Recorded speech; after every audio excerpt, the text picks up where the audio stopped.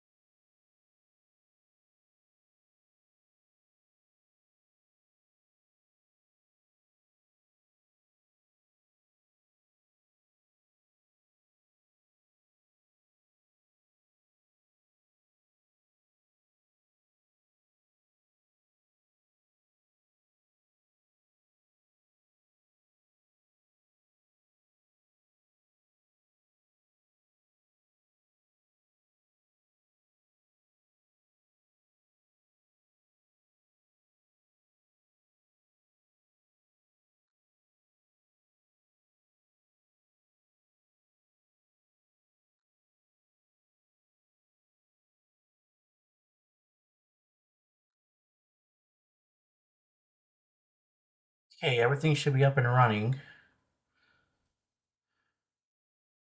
Okay, everything should be up and running. Okay, everything should be up and running. Okay, everything should be up and running. Okay, everything should be up and running. Okay, everything should be up and running. Okay, everything should be up and running.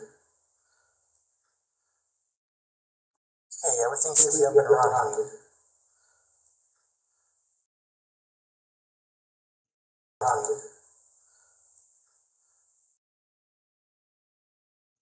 run, run, run,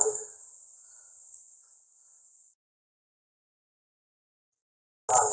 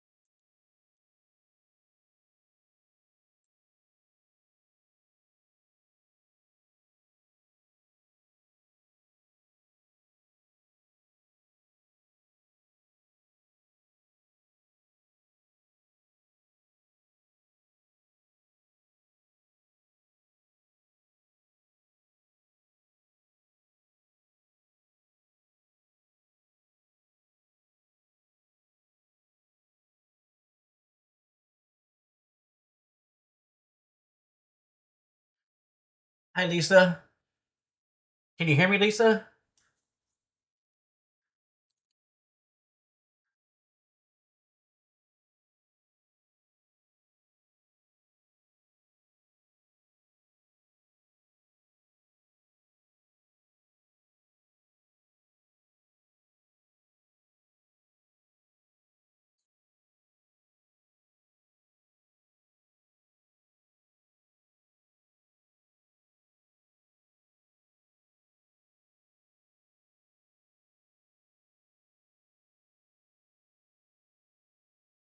What's up, Papa? Love you. Yeah, love you.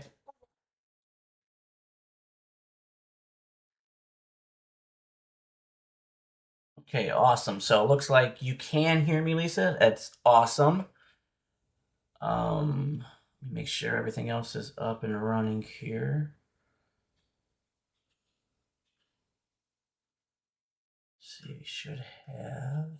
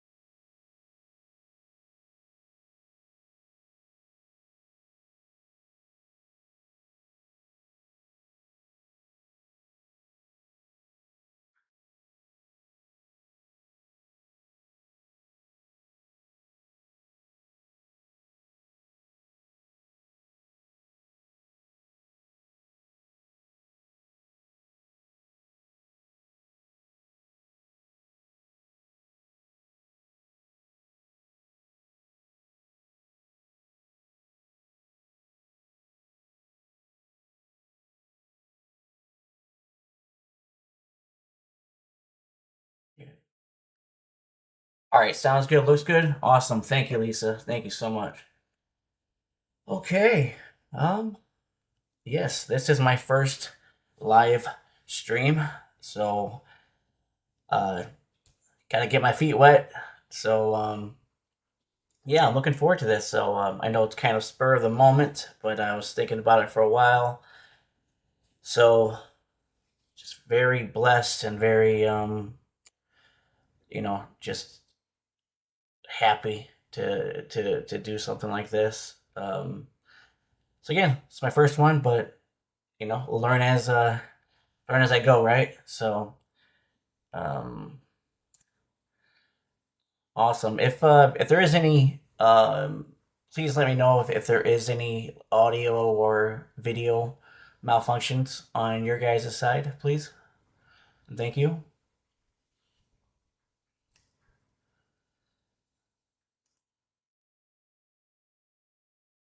I really do appreciate that. Thank you so much.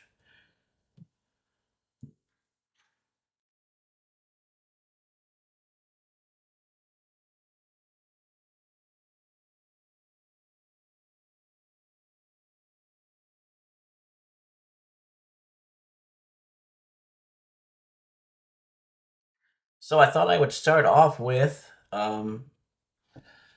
asking you guys, you know what, um, why do you guys um, love severe weather for? Or, storm chasing, that nature, but like for tornado talk, I'd love to know because to me, I'm a tornado fanatic, like a tornado buff. So is there a tornado in particular that stands out in your guys' minds or anything like that that you can think of that uh, that you really want to learn about or you're really just piqued your interest in severe weather in tornadoes. What does that kind of look like? Um, so would love to discuss that with you guys here and chat about that with you guys here. So um, get to know that, and then I like to run through some NWS and some SPC outlooks, and just kind of help people, maybe if and I also learn myself too, but obviously help some people who might not know how to decipher the outlooks and read them, and so just however I can impart my knowledge and help. I love talking about weather. I love doing things like that. So, but yeah, I figured that would be a great thing to kind of do tonight. Um, hopefully I can make that happen. So yeah. So if you guys have any tornadoes specifically or any type of any other type of severe weather, just really what piques your interest in storm chasing and severe weather. Yeah, so let me know in the comments here, and I will respond back, and we can talk about that and chat about that. So looking forward to that.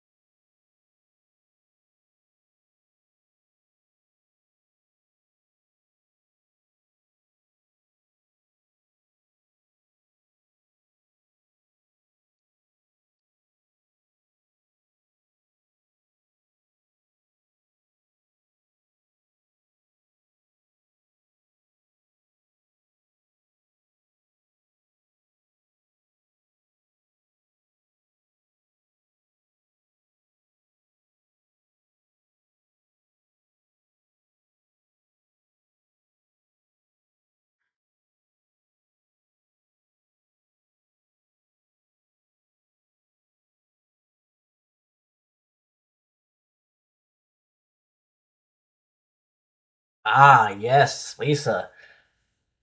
Oh, that. Uh, if we're talking about Greenfield, Iowa, and correct me if I'm wrong, but I believe that was the one that happened in 2024, I believe, or 2023. I could be wrong. It's one of those 2 years, I believe, if I'm not mistaken. And that was absolutely destructive. That was a multi vortice tornado. I don't know if any of you have seen Reed Timmer's video of that. Um, yes, the wind turbines. Yes, absolutely, Lisa. The wind turbines were for them for them to fall down. I mean that and just crumble like pancakes. Um, it just to me was just wild watching that happen. So, um, and then um, very very devastating. That was a wild. And I know that gets talked about a lot, right? On the um. Oh, hi Sonia. Good to see you, Sonia. Um, very what I noticed about and it's a very hot topic debate, right? Is brother John's in here. Brother John, love you so much, brother. Good to see you, brother. And it's a very hot topic debate, right? And as obviously, um, should tornadoes be rated off of wind or off of just damage that they are currently rated on? Right? Because right now they're not rated off of their wind, right? It's just rated off of the damage that they cause. So the Greenfield, Iowa tornado stands out because that, there's a lot of people who think, well, that should have been rated an EF5. It should have been rated, you know, but if you go to like over in Europe and stuff, it's called the Toro scale. It's actually in the United Kingdom. It's TORRO, and that scale uses just wind speeds. It's not damage indicators like we do here in the U.S. So looking at that, the Greenfield, Iowa tornado, it was just absolutely insane. And when they had that, the DOW there, Doppler on Wheels, which was not too far off of outside of Greenfield there, that I think it measured a wind speed in the 300s and in the low 300s or maybe 310s, 320s. So it's very um um what do you want to say? It's such a hot topic, a debate, and I know, and I've heard both sides, um and I've so I don't know. What do you guys think? Do you think tornadoes should be rated off of damage indicators or wind, or what's kind of what's your feelings on that? Because at Greenfield, Iowa, that's a big one that stands out on how it That's a big one. That one. Then obviously what Brother John chased and him and Freddie chased down in Mississippi, down there in Rolling Fork. That's another big hot topic and a big hot debate on if that should have been an EF5 or that's one big one there as well. Because I hear both sides and I know both. There's pros and cons to each of it. Each side of the coin there. But I'm interested to learn and understand what you guys think. Where do you stand on that? Are you in favor of the damage indicators and how it currently is, or do you think that it should just be based off of wind speed? So, if there's a tornado spinning out in the middle of a field, and it's got radar detected at 250 miles an hour, should it be labeled an EF5 or an EF0? So, because that's the thing. So it's got to hit something in order for it to have an indicator. It's got to do damage to something. So yes. So Sonya, you're in favor of the wind speed. I definitely can get on board with that. Um, Lisa, yes, should have been an EF5. The ground scouring and the wind. Yes, absolutely. And but yeah, that's the thing. It's the thing. Like right, it's just like the El Reno tornado. If we go back to 2013, massive 2.6 mile wide tornado, and it gets rated an EF3 because that's the EF3 damage was the only type of damage that they found in that. But we know from wind and from measurements and from radar and everything else that 300 plus mile an hour winds in that monster tornado. So, and people always say, well, if there's a tornado that's spinning out in the middle of a field and it does no damage and it's at 250 miles an hour or 200 plus mile an hour, what should it be rated?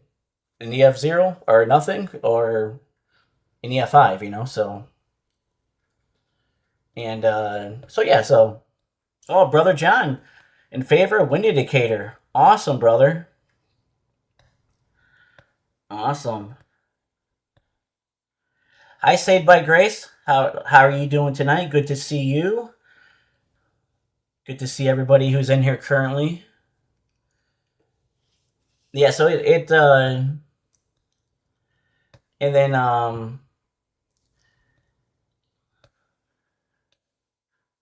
if it doesn't happen to be near buildings, does it make it less? What exactly are you asking, Lisa? Like, it does it because it's got, you're talking about the indicators, because it's all based on damage. So they have I believe it's 20, was it 27 or 28, something like that, damage indicators, and they're all based off of different buildings and trees, and then there's like 8 different degrees of damage inside of those damage indicators. So they have ways to why can't the field tornado also be an EF5? I think the only way that would possibly ever happen is if it had so much ground scouring, kind of like the ground scouring that was seen in April of 2011. The ones that happened there in Mississippi and Alabama there. The only because what they're going to look at damage, and they're going to look at, okay, are trees, have trees been debarked? Have they they're going to look at something around, and if there's nothing, right, if it's just in the field and it's just dirt and there's nothing around it at all, and it's spinning and it's a monster EF5, well, by the rating, if it doesn't hit anything, it'll never be an EF5. It'll just be nothing. So Yeah, Dodge City. Yeah, that's another. Yeah, 2016. Yes. So there's a lot of times that. So if you think about it, there's a lot of tornadoes that happen because the U.S. Here in the U.S. we're a lot of mainly farmland and fields. There's a lot of times that massive tornadoes happen that had they hit something would get rated at an EF4 or an EF5 or something, but they just don't ever hit anything. So the way that it's rated, it's got to hit something in order for it to get rated, and that's actually kind of, to me, it kind of sucks because you're saying that it's got to tear something up for it in order to be rated, and that because obviously we don't want it to hit anything or do damage to buildings or obviously life and everything else. So, um, but that's the way they do it. That's the way that the NWS has done it ever since the Ted Fujita started it back in the 70s. So, but like I said, over in the UK just does it just based on wind speed. So the UK doesn't care about the damage. They just care about what we think that what the radar said the wind speed was, and that's how they label it. And I know, like I said, I know it's a hot topic debate amongst a lot of storm chasers, a lot of meteorologists, and everything else. But yeah, it has to hit something. It's got to, and unfortunately, that's the bad part about it. So, and unfortunately, as we know, that Greenfield tornado that did a lot of damage there in Iowa, and yeah, there, yes, yes, absolutely, Lisa. Cow lives matter. Yes, they do, and so it's just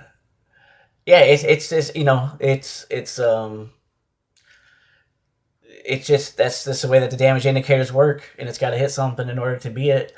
And then you can think about, like, okay, well, if a house is only or some structure. So say a tornado hits a structure. Say it is an NEF5 that hits a structure, but let's just say,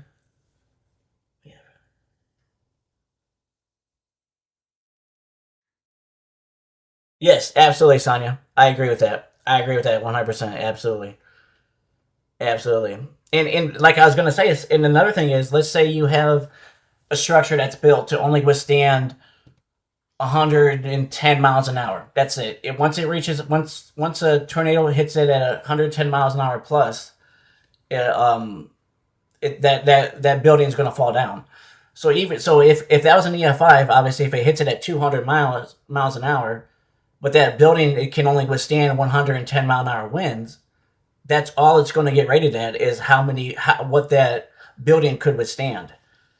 So that's another flaw. That's another thing, because it's based off of damage, and well, that's only about the damage that the building or structure could stand anyways. So that's why they look for, like, well built homes that have anchors in them, and if the tornado slabbed it and took the anchors up with it, and everything else. So it's not a perfect system, but it's a system that we use, obviously. So yes, absolutely, Sonia, absolutely. Because there's brick homes, obviously. There's wooden homes. There's trailers. There's everything else, right? So it's just like I said, not a perfect system, but it's a system that's in place right now. And I don't know. I don't know if there is any. It'd be a good thing to check them to see if there is any kind of forward movement on like if they're thinking about using wind, or if they're just stuck with using, if they just continue just to use damage indicators, because I think wind has a big say in it. Structures have a big say in it. Uh, just everything else. So it's a lot of you know but yeah, go back to that Greenfield. The Greenfield tornado was a pretty wild tornado. That day actually was, if I remember correctly, and maybe you guys can correct me if I'm wrong. That day, I think that two tornadoes split off of that parent supercell, if I'm not mistaken, and one became the green field and one became a different one, if I'm not mistaken. I could be wrong, but if my mind,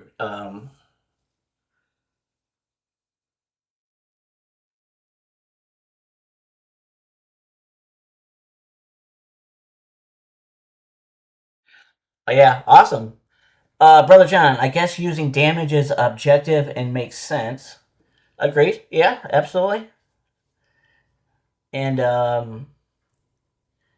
Sonia, thank you, John Boy, for bringing up this topic because it's been bothering me for the past couple of years, especially. Yeah, I think it's been bothering a lot of people in the, especially I think once the El Reno, unfortunately happened in 2013, that initially got rated an EF5 and then they downgraded it to an EF3 because that's what they found damage wise was just through their damage indicators was just an EF3. But we know had that thing probably, if it had not just stayed over fields and everything else, had it smashed into homes, which thankfully it didn't because that would have been really, really bad. It most likely would have been EF5 damage caused to all that. And that day was that was a monster tornado.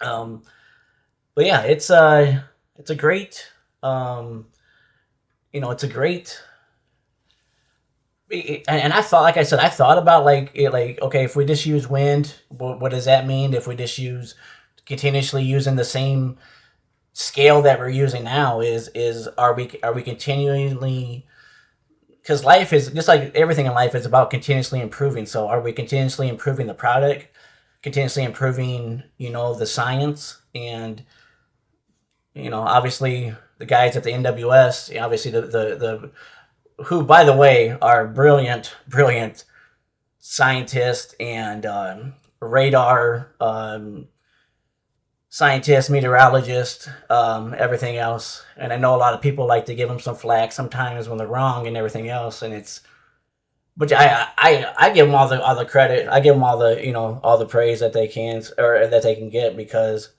that's a tough job to have. And they're the best of the best. And um, they're working off of data and parameters and everything else, just like we're using, and they're using their best judgments and everything else. So uh, when they get it wrong, it's actually a good thing. It's like, so like when they put out PDS tornado watches and nothing happens, that's a good thing. Um, uh, but I know a lot of the people like to give them some flack sometimes and everything. But I just say we give them a lot of grace, because that's a tough thing to do. So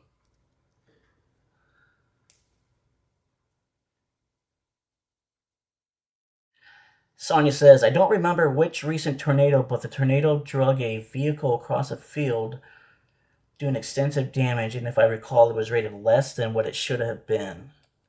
I don't recall that one, Sonia. If you can maybe jog my memory on that one.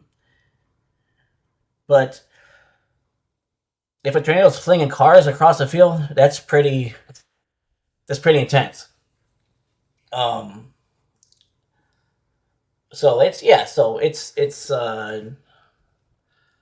do any of you have a because I know at least you talked about the Greenfield tornado, but do any of you have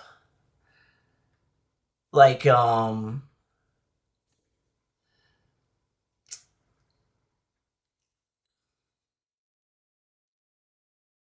want to say, do you any of you have a, I hate to say like a thank you, Sonia, appreciate that. um I don't want to say a favorite tornado because that's just, I don't want to say favorite tornado, but a tornado that's kind of like the most intriguing to you, because I know to me, the Joplin tornado to me is very, very intriguing. Like that, super intriguing. The Joplin tornado. That's one of the most intriguing EF5s to me. It doesn't have to even be an EF5. I mean, just any tornado that's kind of intriguing. Also, oh, the Pilgrim twins. Okay.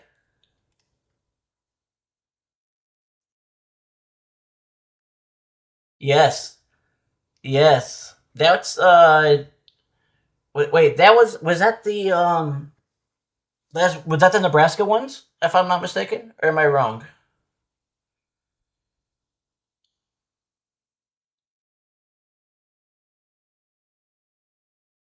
I think that was the ones in Nebraska, right? Lisa, if I'm not mistaken. I know that's Pilger, right? Pilger, Nebraska, or is that the one in? Am I thinking of something else?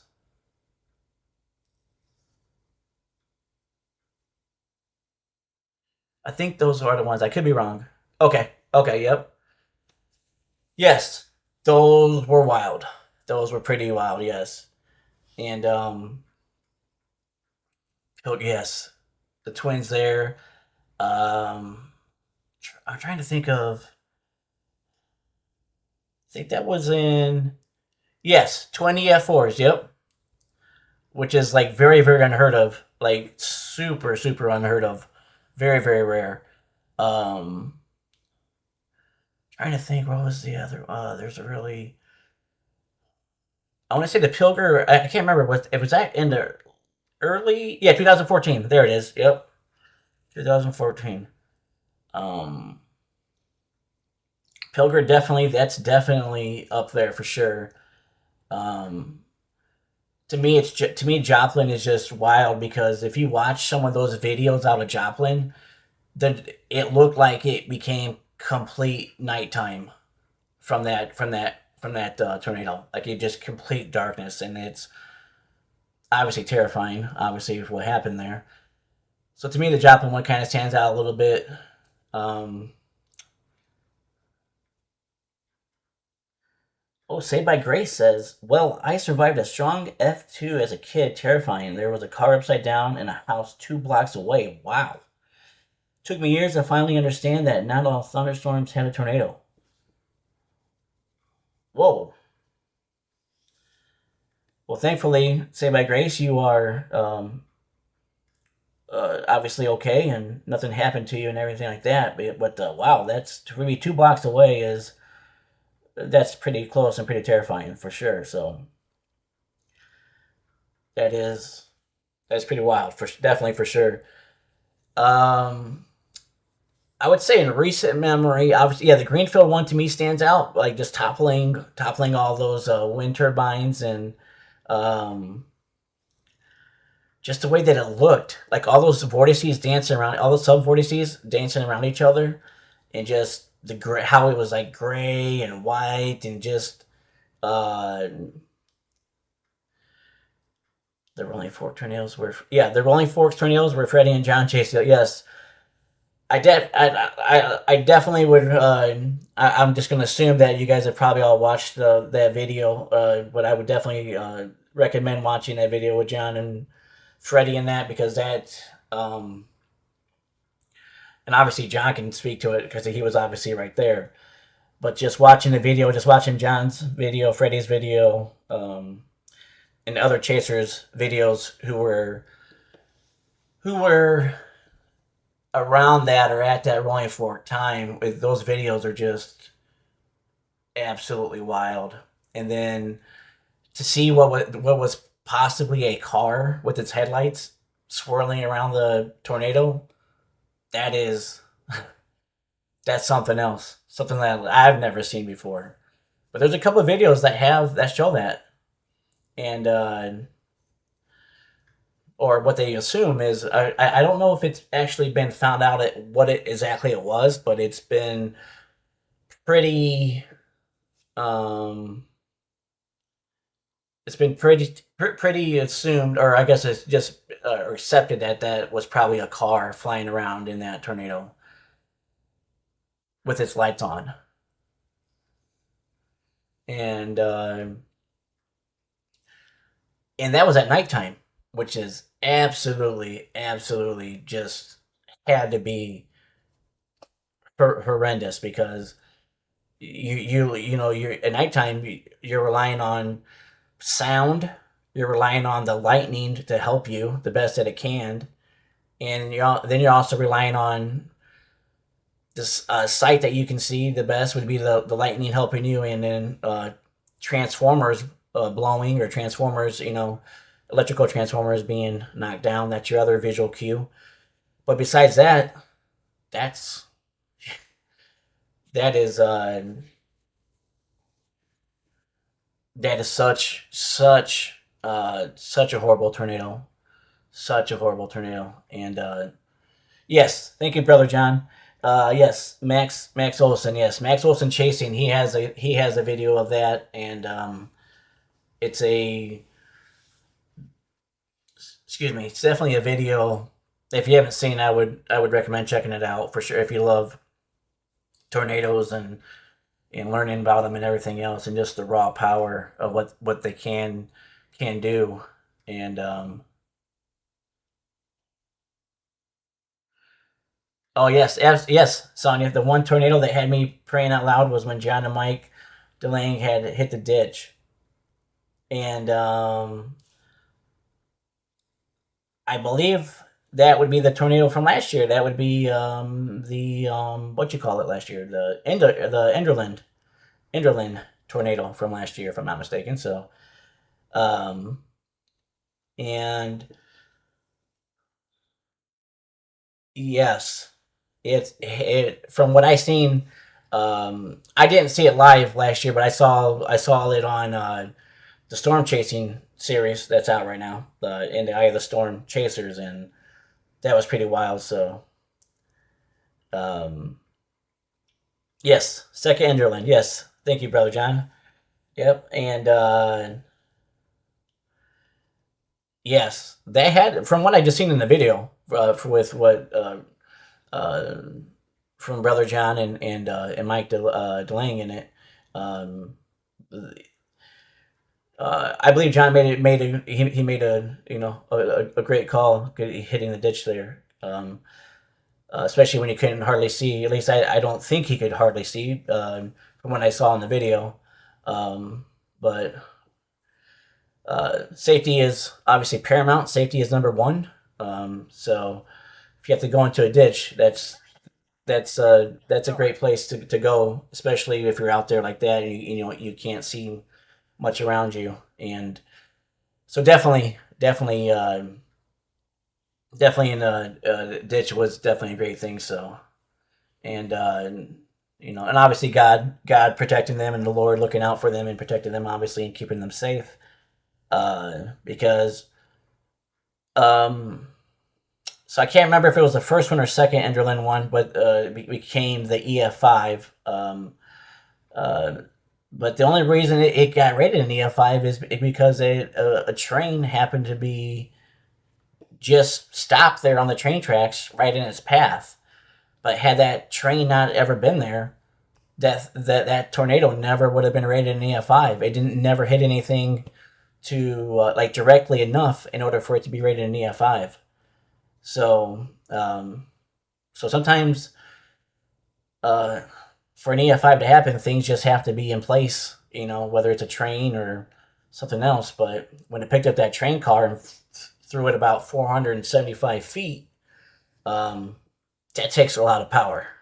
It takes a lot of power to do that for sure. So, but yeah, Enderlin. I'm sure John probably has some great stories from that, and I would love to hear stories about that. Just a lot of John's brother John's chasing and stuff. I'd love to hear a lot of stories. So, um, definitely, it's um,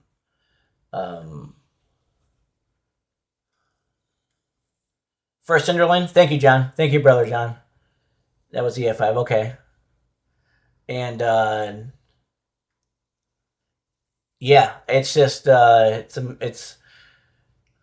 it's just and obviously brother John can testify to it more than what I can. But I mean, I think just being out there, when you're storm chasing, you just never know what's gonna you never know what's gonna drop down from the sky. You never know what's gonna drop down on when that tornado plants, whatever it may be. You don't know if it's going to be an EF0 or an EF5. You don't know what's going to happen in that. And I think Brother John could, could testify to that safety is, to have your escape routes and make sure you have your eyes wide open and you're, utilizing your best judgment and best practices and best laid plans and everything like that. And, but yeah, there's, I think that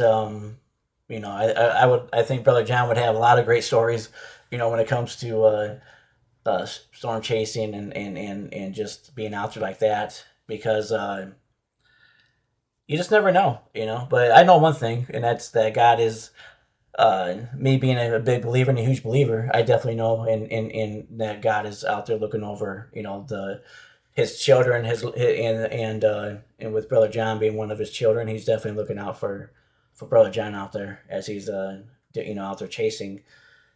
And then not only do you have to worry about or think about the tornadoes that are out there, or possibly, then you got to think about other storm chasers who are out there.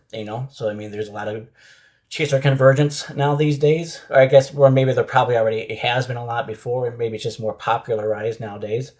So that can be another road clog, or another, it might take up an escape route that maybe that was planned or something, and then also too, maybe the law enforcement, um, everything else. There's a lot of different things that go on out there that I've just seen. I have not seen firsthand, but a lot of videos and everything else. Yes, Saved by Grace. Yes, absolutely, 100%. Yeah, absolutely. John is my favorite chaser. I love the devotionals at the beginning of his streams. Amen. And that's what it's about, right? It's about, well, first of all, giving all glory to God, right? Because he's the whole reason that we get to do everything for in the first place. Um, so I love that, Brother John. And I was I was talking to Brother John, because me and Brother John had a Google Meet, about a month ago. Yeah, roughly about a month ago now. Um, and we met each other, and I told him before, it's like, he's like, I've watched a lot of your streams before, Brother John, and uh, with just hearing, look at hearing the word, and hearing, um, everything else. And to me, that's refreshing, right? It's knowing where your grace comes from. It's knowing where mercy comes from. It's knowing where love comes from, and then to be able to impart that back to, subscribers or watchers or whomever else that may be. That's a really awesome thing. And then to just really understand that God is bigger than the whole, right? God is a whole, right? He's the whole thing. Um, so to me, it's a win-win situation, right? Uh, be around a lot of fellow believers, and hopefully, uh, people who come into John's streams, brother, and yes, uplifting, absolutely, absolutely, Lisa, absolutely, uplifting, refreshing, uh, gratifying. Yes, awesome. Yes, very uplifting for sure, definitely. Um, and it's very, yeah. So I think, so. To me, it's like, it's just, you get to, just understand where everything starts at, and that's everything starts with God, and everything starts with, with our Lord, and uh, giving all grace, and or I'm sorry, giving all praise to God and everything. And just because I know, um, definitely that, He's a miracle worker. He's full of love. He's full of grace. He's full of mercy. And I'm so thankful for that. And I'm thankful to have to see people out there storm chasing, giving a lot of glory to God. Like I think, I've watched Brandon Kopic before, him too, and I've noticed uh, some yes. Thank you, Brother John. We are encouraging one another. Absolutely, absolutely. Yes, we are. And but yeah, I believe Brandon Kopic is pretty vocal as well. One other guy who I really enjoy is Tanner Charles, or a lot of people like to say Freddie's twin, Freddie's storm chasing twin. Uh, but yeah, Tanner Charles is another great storm chaser who gives praise and glory to God all the time. So that's another great guy as well. But yeah, just encouraging each other, right? Encouraging each other to just stand strong and stay strong. Absolutely. Um, and then, but awesome. Lisa says, "I love Tanner. Absolutely, I've seen quite a few of his videos, and seems like a really just a really good down to down to earth. Really, just a great guy. And um, John might know him personally, and which I'm sure John knows a lot of the storm chasers out there in that community, and I'm sure some of them are as advertised as they are, and I'm sure some of them aren't very pleasant as well. Because there's two sides to every coin. So and oh, you mod for Tanner, Sonia? That's awesome. That's very cool. And but yeah, it's just the community is I've been watching storm chasing for I go back probably to the mid early 2000s. So like the guy for me obviously was Reed Timmer. That was like who I started seeing, and then obviously then he was on like the Storm Chasers, the original show, and on Discovery. I think it was like 2008 ish, 2009, somewhere around the time. And then, but yeah, so I mean, I've always loved uh, storm chasing, and um, I've always loved storm chasing. Always just been fascinated by it. Fascinated by the because I mean I'll be very very transparent. I used to be very very like petrified of storms, like scared, like terrified, petrified. I don't even know if there's even a better word for that. Um, I held Tanner a time or two. Oh, Brother John says I held Tanner a time or two with hotels or a place to stay when he was starting out. He's a really good guy. Awesome, awesome. Thank you, Brother John. That's awesome, and that is so cool. And but yeah, like I said, I was very very terrified. Um, even in my like 20s, my early 20s, mid 20s, just terrified. Like I would feel more safer, or I would feel a lot safer, like leaving because sometimes the house, that I would house I live in wouldn't have a basement, so I would feel safer going to like a big grocery store or a big box store or something just to feel safer around people or something. Which obviously big box stores getting hit by a tornado obviously have not held up pretty well. Now that looking back upon that, and say by His Grace says I didn't even know that storm chasing was a thing until about 3 years ago. Now I'm hooked. Awesome. Say by Grace, awesome. It will hook you. It definitely will hook you, and for many different reasons. But the reason I say that is, that I was petrified and terrified of it, um, and then just one day, probably through prayer, if I remember correctly, and stuff and everything else, instead of being scared and everything else, I just faced it, and now I'm not petrified anymore. I'm not scared anymore. Instead of I like to say, even though I haven't gone out and done it personally, I like to say the storms used to chase me, but now I chase them. And it's like so it's like if God can take a petrified person like myself, scared, run away from the storms, not face the storms, he can turn around anybody and help them with that if they're scared or petrified of that. And it's it's just to me it's a victory because it's um but it was fear. I mean, I was terrified. I was scared of storms. Definitely, definitely, definitely. Sonia says, I've been into weather since I was 6 years old. Awesome.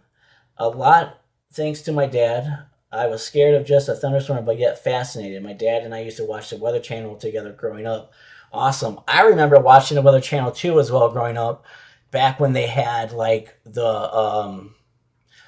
early '90s graphics and everything else. I remember when I remember that. Um, I remember I remember Jim Cantori. I don't know if he's still there or not. I remember quite a bit of people who were on the that Weather Channel staff because I used to watch them quite a bit too.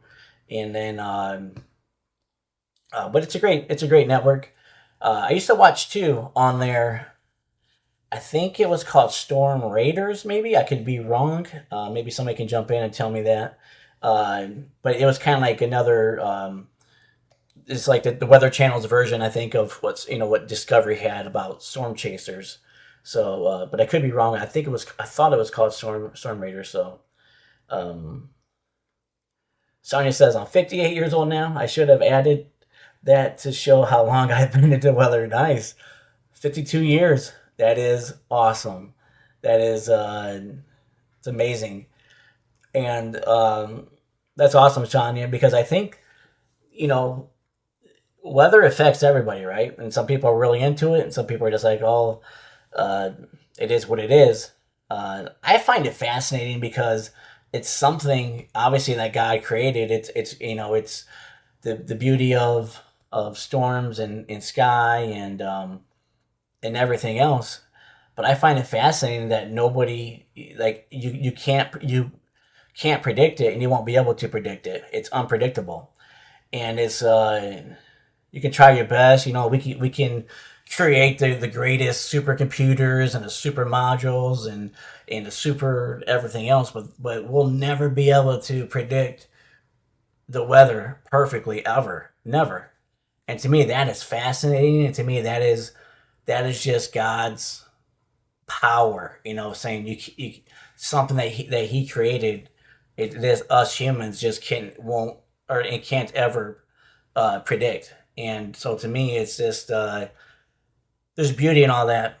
There's beauty in what happens and all that. And so to me, um, I love my main thing is I'm really big into to severe weather. That's my main niche is severe weather, tornadoes, sometimes hurricanes and stuff like that. But my main thing is, tornado genesis, why tornadoes happen. Which, if you go on the NWS webpage or NOAA's webpage, the first thing they'll say is we don't know why tornadoes happen. So nobody knows scientifically, why. I mean, we talk a lot about wind shear and you need lift and you need all this stuff, but to pinpoint exactly why they happen, nobody knows.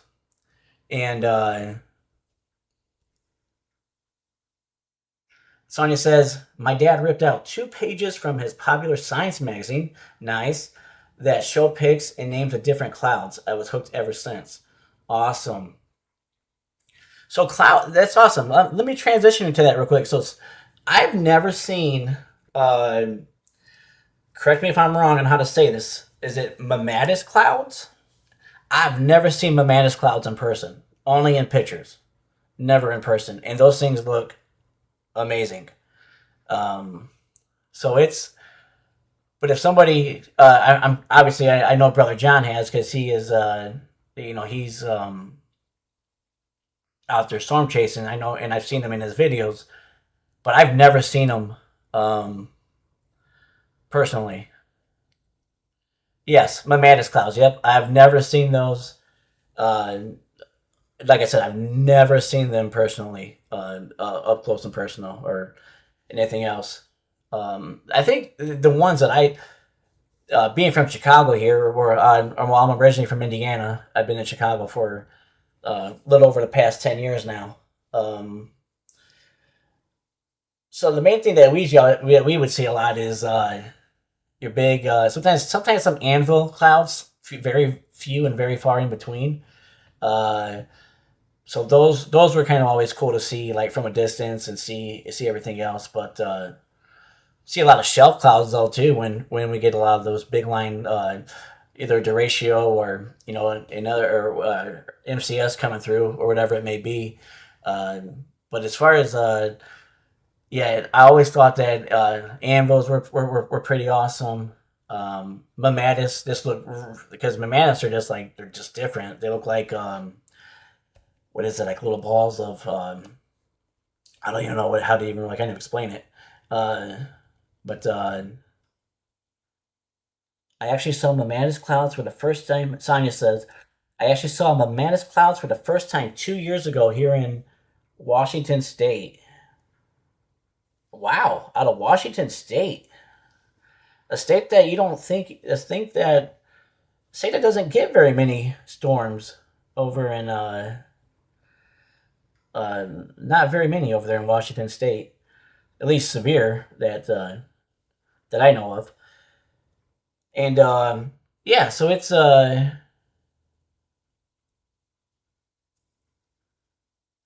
if you can see mammatus clouds, does that mean the tornado chances are gone for that storm? That is an excellent question, and that is a question I do not know the answer to. Maybe Brother John, can jump in and chime in since he's seen them personally and up close. I do not know the answer to that. But that is something I would love to learn myself. Because that is great question. Great question, Save. So, definitely a great question. Sonia says we definitely don't get many severe storms here. Yeah, definitely. I've only been to Seattle over there in Washington, so I don't really know much about Washington, and that was on a business trip one time.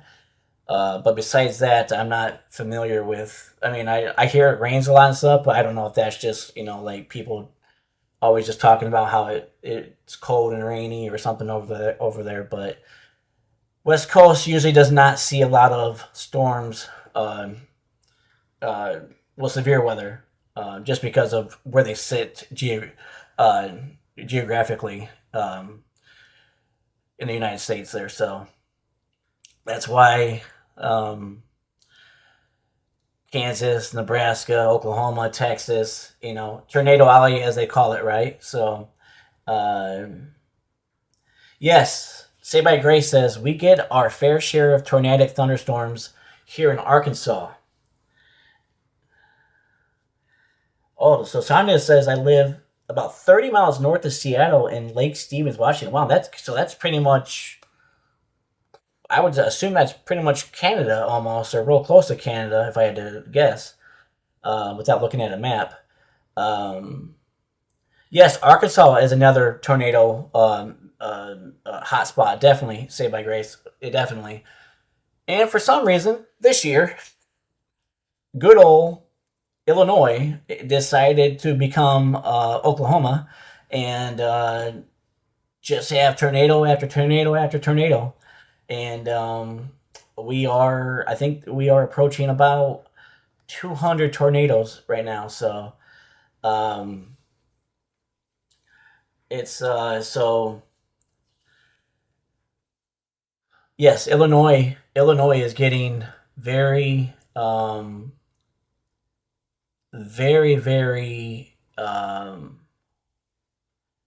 good. Brother John chimed in. Thank you, Brother John. Mammatus clouds show up before, after, and during. Oh, okay. Awesome. Never knew that. Thank you, Brother John, for the information. That's very good to know because I never knew that. Yes, Lisa, Illinois has been just ransacked this year. And if you look at it, like if you ever look at, you can go online. They have so many pictures of it that have that show where all the tornadoes have been at in Illinois, and they are just peppered from north to south and east to west throughout the state. So it hasn't like one part of the state has been spared. Like every single part of the state has been hit, and we just got confirmed. There was a line that came through. What was it? Was it last Wednesday or something here in Chicago? Yeah, just not too long ago, a couple of days ago or something. But we just got confirmed that there was a small EF0 tornado that got confirmed by the NWS just recently, and or just today. I think they just confirmed it, or yesterday that they confirmed it, and so it's just like love you too, buddy. So it's just there's just a lot of there's just a lot of Illinois. I don't know. It's just very, very. I don't know. I know Iowa, like you talked about, Lisa. I know you're from Iowa, and that usually um, is a hot spot usually. And it looked like Iowa was kind of hot like back in April. And correct me if I'm wrong, but I remember back in April this year, because April was pretty active for severe weather. In terms of severe weather, April was fairly active. And yes, in Des Moines, yep, Lisa, yep. And then because I remember in April, Iowa and Wisconsin were kind of like getting hammered and peppered with storms and tornadoes. And then when May came, May just like shut off, like the severe weather basically almost shut off basically, and that had a lot to do with the Omega block and with the jet stream uh, that jet stream being placed in air that it normally isn't in, and so May was very very quiet, and then June has been very very active. I mean, this is the 26th, and we've seen a lot of tornadoes uh, in the month of June right now, and so it's just that's why I love weather though. For weather is it's like I said, it's unpredictable. It can go uh, from pleasant to nice to I'm sorry, from pleasant to not nice to pleasant, and it's just that's why I love so much about it for. Sonia says, yes, they are saved, especially when there being a 10 major earthquakes in the Ring of Fire, and I'm part of that. Oh, earthquakes. I don't know a whole lot about earthquakes. I know about the Richter scale. I know about some of the major earthquakes. But yes, earthquakes are another major. Uh, can be a severe weather, severe type of event. I've never personally have experienced an earthquake, but if anybody has, I would love to know about it if somebody has actually been a part of experience an earthquake. Uh, but I never have, at least that I know of. I don't think I've ever been part of an earthquake. Um, Being from Indiana, northern Indiana, because I do know that southern Indiana has a certain fault. I believe that runs around that or through that. So sometimes they get shaken down there a little bit. But as far as in northern Indiana, um, never have I felt an earthquake or anything like that in there. Um, Chicago, I've never felt an earthquake over here in Chicago. So, uh, um, and there, besides that, but yeah, Lisa says I've never felt an earthquake. Okay, yep, I never have either, Lisa. Never myself either. Um, Saved by Grace. I experienced two, both small, but the house did shake. Such a bizarre feeling. That would be such a bizarre feeling. I want, yeah, that amazes me. Even though it was small, but the house still did shake, and yeah, that feeling has got to be. I don't know, maybe to watch everything around you shaking and the floor shaking and feel it, maybe. So, did you actually like feel it? Saved by Grace? By His grace? Did you feel it and uh, besides see it and everything? But yeah, please let us know if you felt that, because that's to me is pretty wild to see that. So, or I mean, or to feel the earthquake as well. Um, but yeah, definitely that. I also wanted to talk a little bit about because Lisa's from Iowa, and I know Iowa. I know we talked about tornadoes a little bit earlier, the Greenfield tornado, but the derecho, and I don't know if you were there, Lisa, in 2020, but the derecho that came through in August of 2020, or what they call uh, what do you want to call it? What they called a hurricane on land at that point in time. Um, that derecho was insane with 100 plus 110 mile an hour winds or something like that, 100 plus mile an hour winds that came through. And that actually came all the way over to Chicago and hit me about what was it, about 7, 8 o'clock at night, somewhere around there, in between like 6 or 8 o'clock at night. and so we got a little bit. We got pretty rocked by that too. Not as bad as Iowa got rocked, but we got rocked by that as well. And Sonia says, living here in Washington State, I am sure educated in it. Awesome. I've been in a few earthquakes. I was in the uh, Nisqually earthquake. Hopefully, I pronounced that correctly. 2001. The floor was rolling in the kitchen. Whoa, that would be wild to see. Yes, and then say by his grace says yes. The pictures on the wall were moving too. Sonia says, I have an app on my phone called MyShake that alerts me when a minute or two before an earthquake. Wow. Never heard of it. That's awesome, Sonia.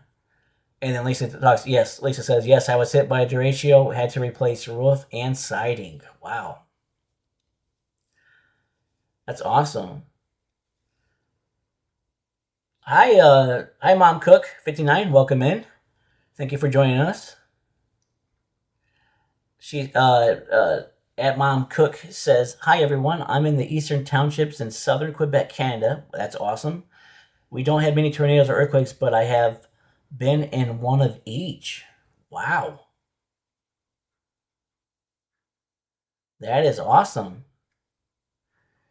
Well, thankfully you came out of both of those safe and sound, and thankfully that you're here. Thank you for joining. Thank you so much. Say by His grace, seriously, I'd rather deal with tornadoes than earthquakes. At least we have tornado warnings. Yeah. But like Sonia was saying though, supposedly that MyShake actually alerts you before an earthquake happens. That's pretty wild. Um, I mean, obviously we get tornado warnings too, but sometimes the tornado warnings aren't always on time, unfortunately, and they're not always in the right area, unfortunately. Um, but for the most part, uh, we do get tornado warnings. We get good lead time for tornado warnings. Um, so that's really good, especially nowadays. But we still do have radar holes, and we still do have radar, um, what you want to call them, valleys and time and stuff. So just kind of just uh, it's good to always be close to a radar site so you can get better visual on the tornado, on the radar and everything. So, um, but yeah, I've never been in an earthquake. Never seen damage from an earthquake. Never seen um, anything, nothing like that. I've seen just the pictures from the news and and social media and everything else, but never personal up close damage of an earthquake or nothing like that. Tornado. I've seen tornado damage up close, and uh, that was pretty. That was pretty wild to see, and it's just I don't know. There's something about tornadoes to me that's just they're just so fascinating. I don't know. I think it's just because sometimes they hop and they skip and they wobble and they uh, I don't even know. Sometimes they're cones. Sometimes they're they're pencils. Sometimes they're stovepipes. Sometimes they're wedges. Uh, it's just you just never know, and I think that's the beauty in it. But obviously, all that beauty gets taken out if they hit something, and then they become real ugly at that point. And so I just think I think it's just because of the way that the phenomenon that they are. They're just such rare phenomenon to begin with, and for them to happen like that, it's just to me it's pretty awesome. So, but yeah, so definitely that, and uh,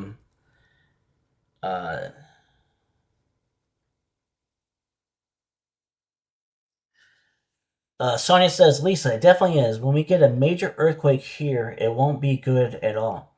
I'm trying to get prepared as I can. Definitely, Sonia. Oh, I would.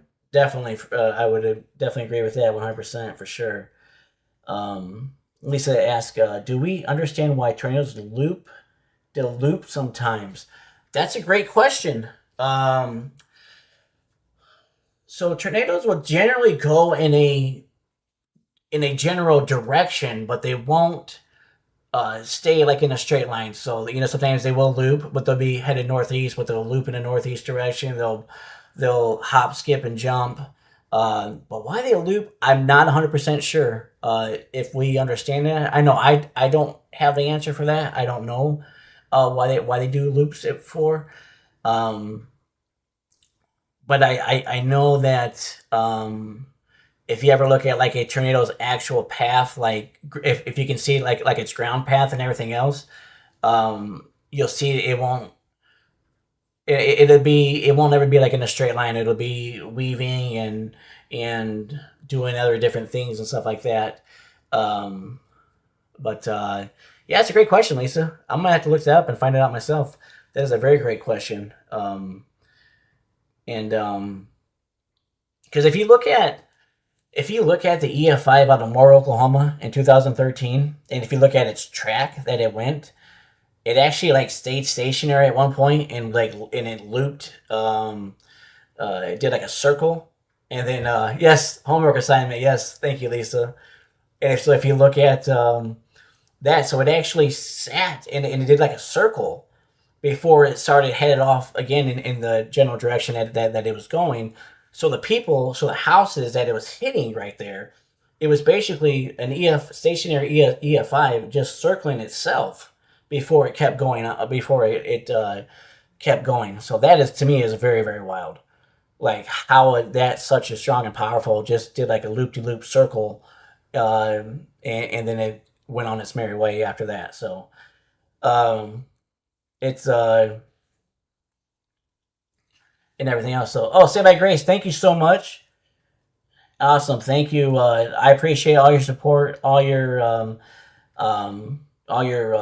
yeah support, love, encouragement, everything. Thank you so much, Saved by His Grace. Thank you so much. Really do appreciate you. Have a great night. God bless you. And I hope you have a great night. Thank you so much. Mom Cook says, I don't remember the tornado because I was only 2 months old. I was at my grandmother's farm. We were in the house, which wasn't damaged, but the barn was totally demolished. Wow. 2 months old. Yeah, that's thankfully you were safe and sound after that or during that. So uh, very very awesome. That that you're safe from that.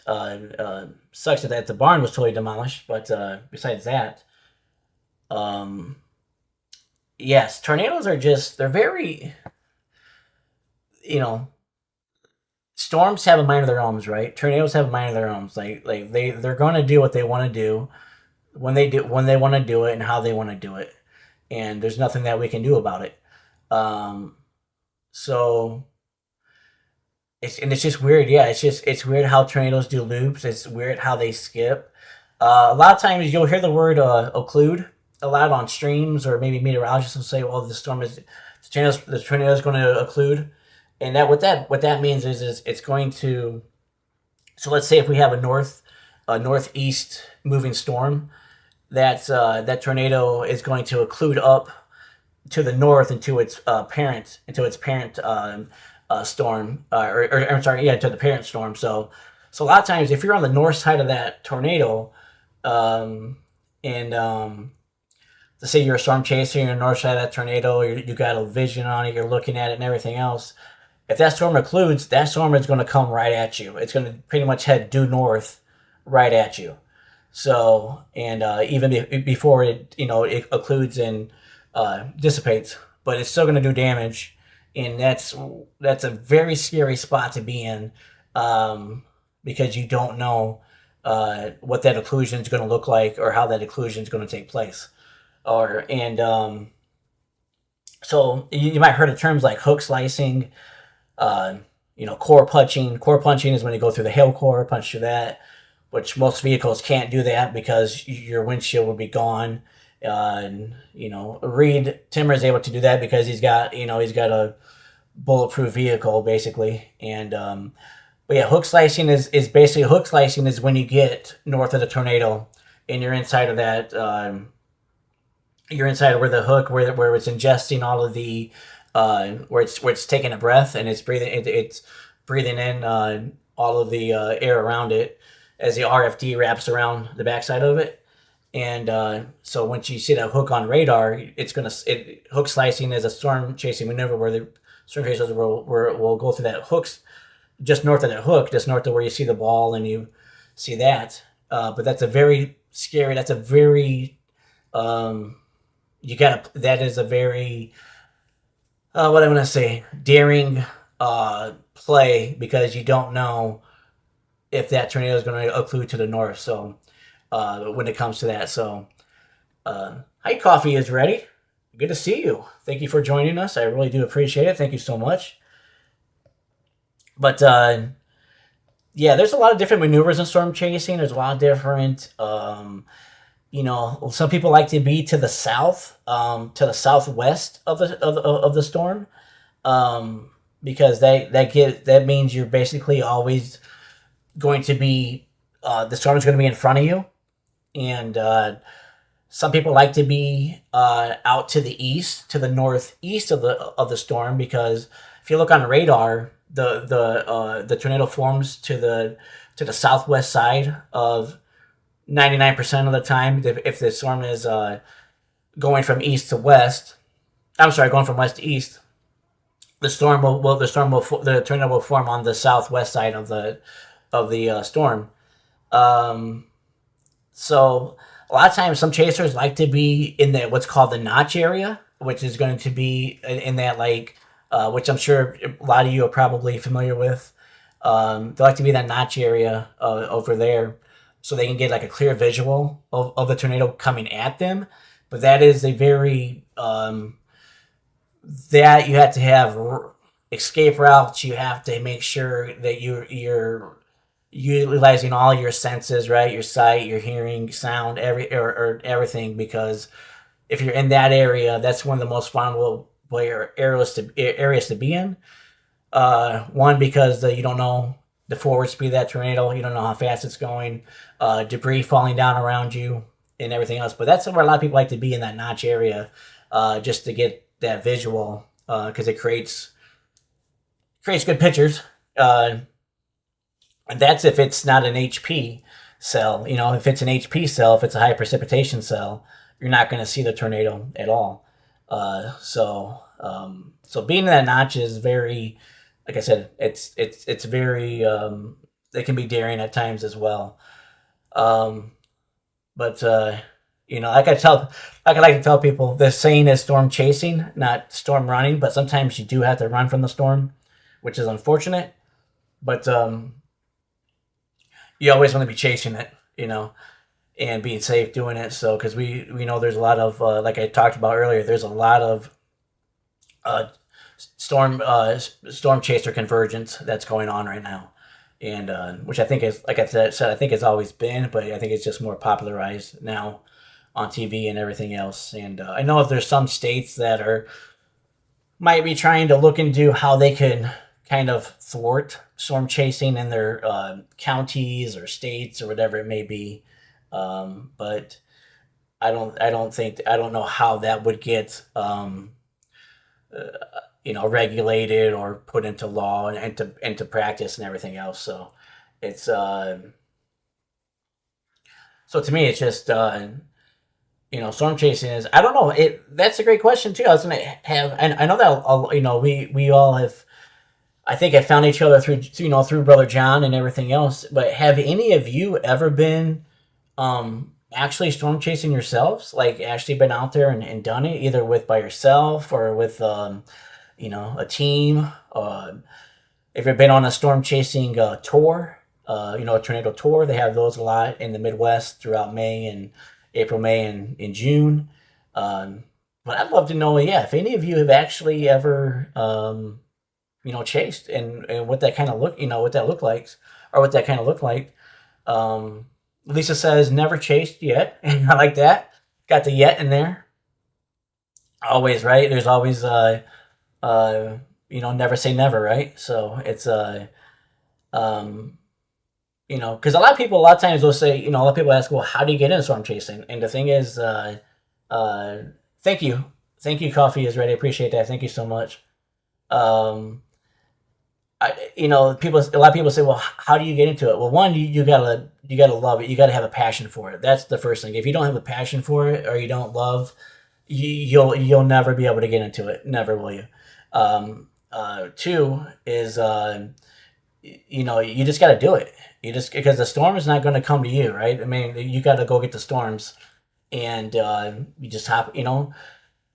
Safety number one, right? But just get in your car, be safe, know how to read, some radar, know how to read, um, maps and roads and everything else, and because the worst thing is, as a storm chaser, is you don't want to become, create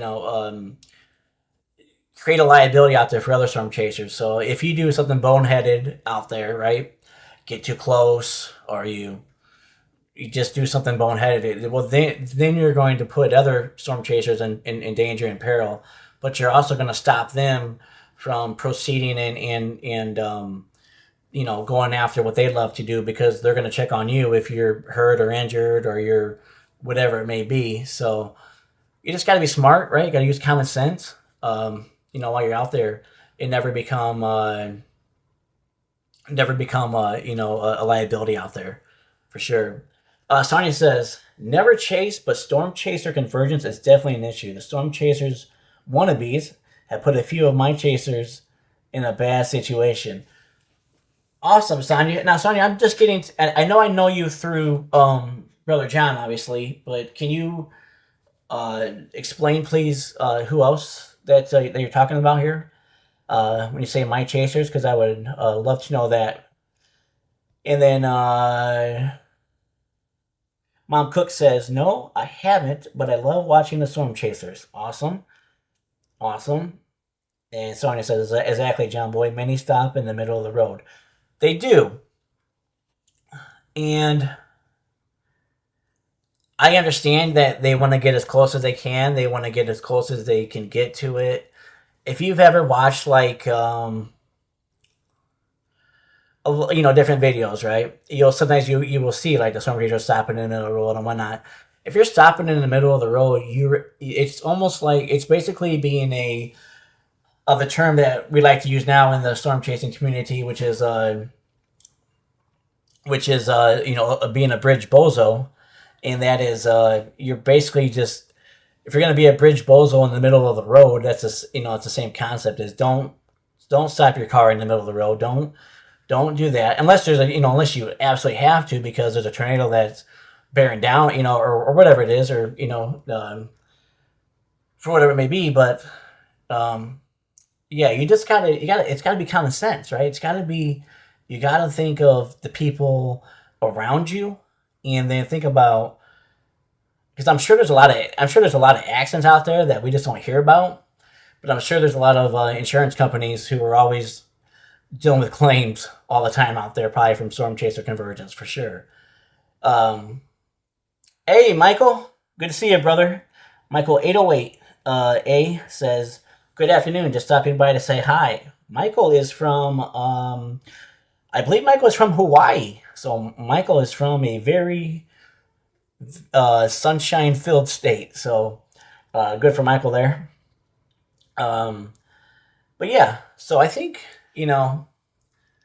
like I said, I think Brother John, obviously Brother John's part of that, and I'm sure he's been in a lot of, storm chaser convergence, and I'm sure that it's probably has stopped him from going down certain roads or going down certain things.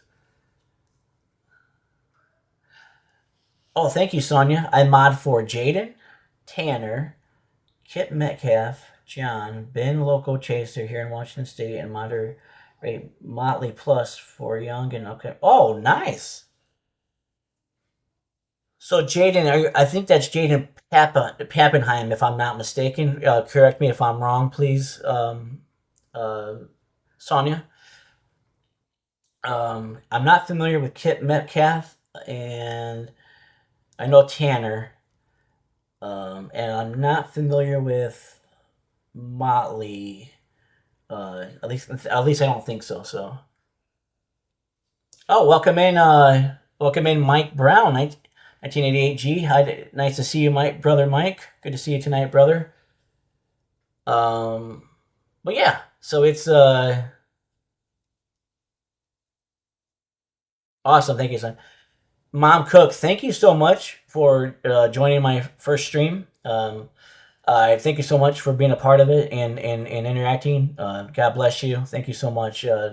Just very gracious that you took the time out of your day to join and listen to a uh, someone like me. So I really do appreciate it. Thank you so much. Really do appreciate that. And I appreciate. Oh, thank you so much, Sonia. Yep. Moderate Motley is in Virginia. Okay, I'm not familiar with. I'll have to look that up then. I'm not familiar with that, Sonia. And I'm familiar with Jaden's work. I've seen a lot of Jaden's work as well. And then, but yeah, there's also too in the storm chasing community is that sometimes people want to get on an island by themselves and they don't want to accept others or bring others into that fold. But if you really want to be a part of that storm chasing community, you gotta let people in and accept them. And hey, hi KJack, KJack WX. Good to see you, brother. Thank you so much uh, for joining. Appreciate it. Yes, my first stream, testing it out. Just looking to grow my audience and to interact more with my audience. And really be a part of something special here. So I just thank you so much for joining and venture down. New road here. So very very thankful for everybody who's joining, who has joined and is interacting, and I'm thankful for all of you because you guys could be somewhere else doing something else. So for you to take time out of your day to listen to me, and that just means the world to me. I'm so thankful for that and blessed for that. Thank you so much, KJ. Thank you so much. I appreciate that so much. Thank you for God is good. So I appreciate any prayers my way. Anything about that. So thank you so much. But yeah, I'm very grateful and very humbled, by this experience because this is a new adventure for me. Doing this and but it's a fun, exciting adventure. It's something that I really enjoy, that I'm really enjoying a lot, and I feel like I can give. My talents, but I also feel like not only that, I feel like I can learn. And that's what, as a leader, I consider myself a servant leader, and as a servant leader, I serve, my team, I serve the community, I serve everybody around me. So I believe that, but um, as a servant leader, um, you know, I never graduate. So there's a saying that says leaders never graduate. And what that means is that as a leader, you never stop learning. Because if you think that you know everything and you think that you serve, or you think that you um, have learned everything, that you'll stop learning and you'll become stale and you'll become you won't continuously improve. And that's what we're trying to do, as that's what I'm trying to do, is continuously improve every day. As a Christian, as a human, as a father, as a husband, as everything. So but yeah, so I look at learning is just as important as teaching somebody. Um but I love both. I love learning and I love teaching. And uh and uh so whatever I can do to give back, and also learn from you guys, learn from, uh, because like I said, all of us, I believe all of us in here right now have had got to know each other, got acquainted with each other through Brother John and his awesome channel, and so it's very awesome, very awesome. Yes, Sonia. Yes, my dad always told me to never stop learning, and that's true. Always be. There's always that saying, right? Always be a sponge, and I would hear that all the time at work, and but really just be a sponge and learn, because learning shows, being humble. Learning shows that you care about others, and learning just it helps you to become like a jack of all trades. Like there's like so many different things I'm into, like space, and baseball, and the Bible, and I'm like all over the place with different things. I just try to learn new things, right, and become like a jack of all trades.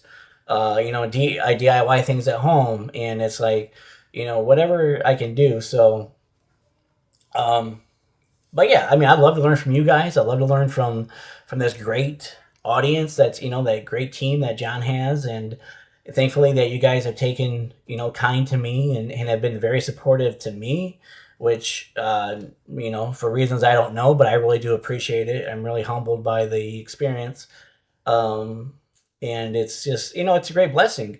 I mean, it's that's all that's what it is. It's a blessing from God, and it's I don't ever think light of that. I don't ever think that, I don't ever take that for granted, because it's very, what I've, especially after what I've, have had experienced, what I went through, a year ago, and everything else. I mean, my outlook is just, uh, you know, from like I tell people, from dying to thriving, and I'm just, I'm so grateful, and to be where I'm at today, and to just be a part of this, like I said, a part of this great community. So, so I just want to kind of follow that up, because I know a lot of you guys have been with John, or you guys, I don't know, do you guys know Brother John, like, personally, or are you guys just through the internet, through YouTube, or some of you friends of his, or or is there anybody that maybe in John's chats, because I know Melanie's his wife, but and of course Freddie's his son. But besides that, is there uh, have you guys know John personally, on a personal level, or is it just you've met through YouTube, uh, or through streams? Yeah, through streams. So Lisa says never met him, just through streams. Okay. And then Lisa, how long have you been moderating for Brother John? Because I know you're obviously a moderator. I know Sonia's a moderator. Um, my brother Mike says I started following John over a year ago on YouTube. Okay. And Mike, did you just find him just by chance, or how did you come about finding John there, brother Mike? I'm trying to think if anybody else, if I see anybody else in here who's a mod that I know, a mod from Brother John's streams. And then yeah, because I found John many years ago.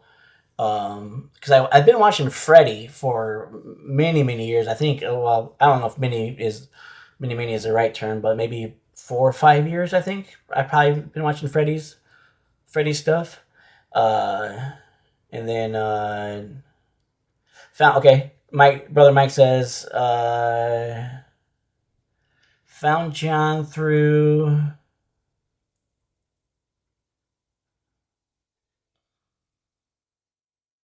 Oh, nice. Okay, nice. So it looks like brother Mike says found John through Freddie and Stormrunner. Okay. Lisa, I've been a member for about 2 years. Okay, modding for about a year and a half. Awesome. Um, Sonia, John chose me to as a mod because he's a mod for Kip. Okay. I jumped in to help him out, and come to find out John was lurking watching me. Nice. That's awesome. That's awesome, Sonya. Awesome. And then KJack says, WX says, I know Brother John only from his channel. We use John on our stream as well. I found Freddy first. Nice. Nice. Yeah, Freddy, yeah, I seen, I can't remember. I think it was just on YouTube I found Freddy from. Um, then you guys might know another storm chaser who is actually from very close to where I used to live in Indiana, Connor Croft. He's kind of an up and comer. I mean, I think he's been doing it for maybe 3 or 4 years now. And then, and that, so. And then, oh, KJack, you're a mod for Max? That's awesome, dude. Dude, Max is, you know what's so cool about Max is that my son, he's 9 years old, is that in the mornings, uh, back when he was in school, back when he was going to school, obviously school's out now, but he would watch Max's videos in the morning before he would go to school and tell me uh, a lot about what was going on for the day, if we were going to have severe weather or whatnot. So not only do I love Max, but also my son loves Max as well. So that's pretty awesome. Um, and then, but yeah, Max is great, you know, and obviously, um,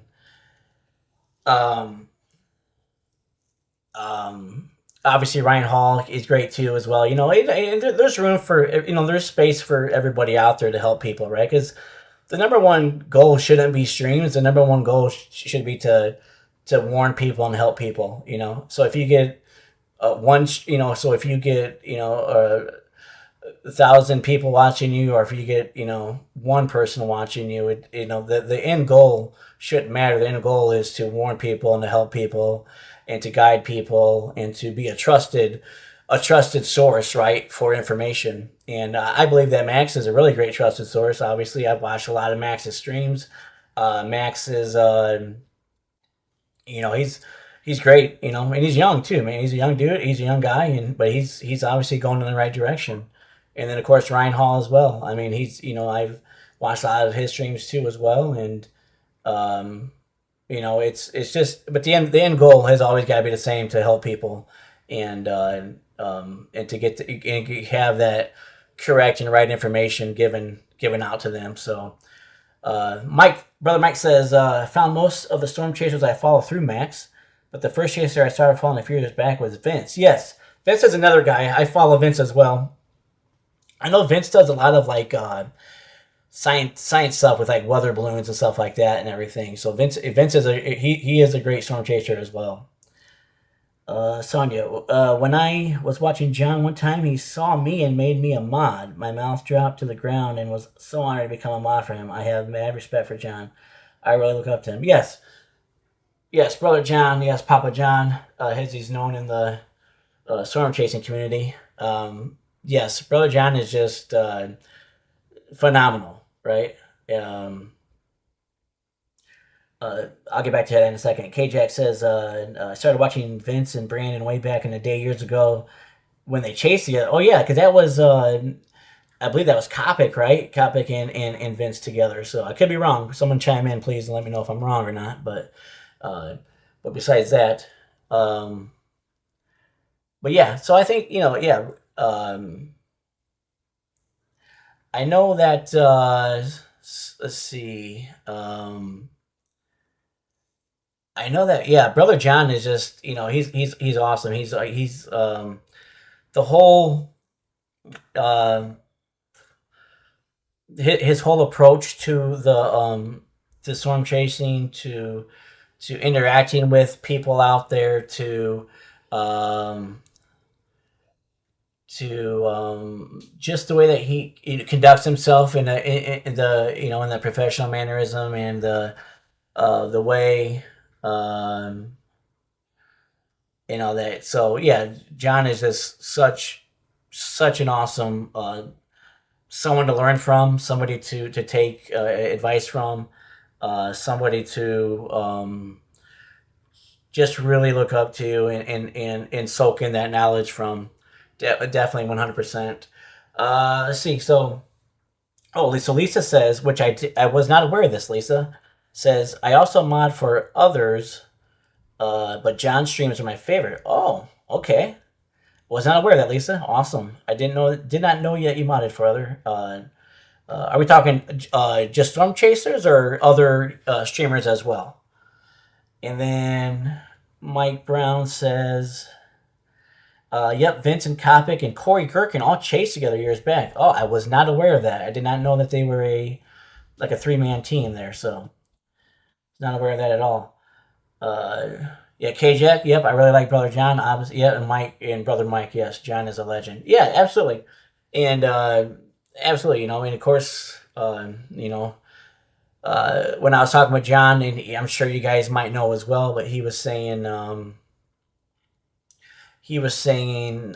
he used to stream back in the day, and you guys might remember, TVN, which was tornadovideos.net, which was, I believe Reed Timmer had something to do with that, or some part in that. So so John's been doing it for quite a while, and then and I believe then of course Freddie, and but I think that you have to definitely.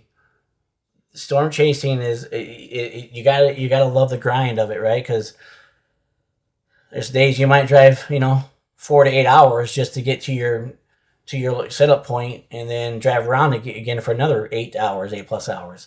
So it's or more, and so you gotta really be you gotta love the grind of it and everything that goes along with it, for sure, definitely.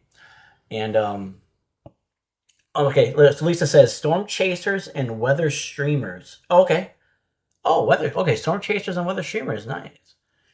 I mean, if you want to, would you care to expand on who some of those chasers and weather streamers are, Lisa? I mean, if not, that's fine. But if you don't mind sharing that, that would be kind of cool to know. Lisa also says it is such a grind sometimes. Yes, it definitely is, because if you watch sometimes, if you watch one day they'll be in Colorado and somewhere else, and then 12 hours later they'll be in Illinois, or they'll be in Wisconsin, or they'll be it's just the grind is there, and then you have to deal with a lot of times they get their windshields broken, they get hood damage, they get whatever else damage to their vehicle. So then they're making a lot of repairs, and they're making a lot of trips to the maintenance shop, a lot of trips to getting new windshields and new glass put in. So there's a lot of grind, and there's a lot of what do you say, financial aspect to it, or a lot of money involved in that as well, and so it definitely got to be definitely a grind, 100% for sure. Then K-Jack also says or maybe it's KJAC. Just let me know how to say that now. I'll get that right. Corey Gherkin joined Kopic and Vince years after those two were together. Oh, okay. Okay, I've seen quite a few of Corey Gherkin's streams as well, by himself, but I never saw streams when they were together. Brother Mike says the community of John's streams are awesome. Also, a lot of love in that group. Awesome, absolutely. Lisa says, Mr. Twister, Mr. Storm. I don't know Mr. Twister. I don't know Mr. Storm, but I do know Beyond WX, and that's because of John. But the other two, I'm not aware of. I'm not aware of them two individuals. And then, but to get back to that, I think I saw, so nobody in here has personally met John, then, is what I'm assuming, or is what I'm taking from the data that was gathered through the chat. So, well, that'd be cool. That's cool though. Just to find somebody, through streams and have that connection with them is really awesome. And then to jive with what they're saying and to jive with what they're doing. That's that's really cool. That's really cool stuff. Um, and then what about have well, I mod for KJack says I mod for some smaller channels. One is TR Pro Storm Chasers. Not familiar with them either, but I'll have to look them up. Not yet. We are talking about a possible chase sometime. Awesome, Lisa. Awesome. I think that's amazing. I think because Brother John is, like I said, he's just it's I don't think I've never got the impression that he's in it for what it looks like some other storm chasers are in it for, like the grandiose of it, the popularity of it, um the other things that can come with it. And I've never gotten that type of feeling from Brother John. I think he really enjoys it, and enjoys feeding that to us as well, and us getting to see that through his eyes, through his lens. So yeah, definitely. Like I said too, I've never personally been on a chase myself neither. So never have. It'd be awesome though. It would be cool. But yeah, it's very and a lot of people are like, some people are timid to take people with them because they don't know how they're going to act. Uh, they don't know how, if they're going to be scared. They don't know how, so sometimes in any storm chaser would tell you there's a liability to taking somebody that you've never taken before, or who's never gone before with anybody else, or on their own. So yeah, so there can be obviously liability, but when it comes to that, so and everything else, yes. KJack says yes, exactly. It seems to be a ministry. I love his channel. Yes, absolutely. I mean, that's what that's what I hope. My aim. That's what I hope that the comes out of my streams or videos is a ministry, and a ministry to help others, ministry to be, of humbleness, a ministry to just to let people know to not give up, to not quit, to that the light always wins. That we're gonna face struggles and hardships and what it may be, but that's what I hope the ministry comes from my channel as well, is just to be a beacon of hope and be a light for others. And because I'm very bold in my faith, and I'm very bold about and I'm not scared, right? I'm not ashamed. I'm not I'm unapologetic. I'm unashamed for Christ. And because he obviously was unashamed for me and unapologetic for me. And so I'm very bold and vocal about that, and obviously about what I went through. If any of you all had a chance to watch my latest video at all, or some of it, I really do appreciate all the love. I've got almost 1,600 views on it, so it's been very, very amazing out there. But just what I went through, through almost dying to dying, almost dying multiple times, to thriving. It's nothing short of a miracle. It's nothing short of what God can and will do. And it's but but I mean, to go from me being incapacitated and not being able to talk and being able to walk and not being able to put sentences together and not being able to take care of myself and not being and all of that, to being having so much OCD and depression and anxiety, and just for God to reach down through that 4 months of just complete darkness. I mean, it is a miracle. I mean, there's nothing there's no way, shape, or form about it. It's just it's a complete miracle. And Because if you would have seen me in late December of 24 to about the beginning of May of 25, you would have been like, I wouldn't have been able to talk to you. I wouldn't, so I wouldn't have been able to even look you in the eyes. I wouldn't have been able to, I would have just been shaking and crying, everything else. So,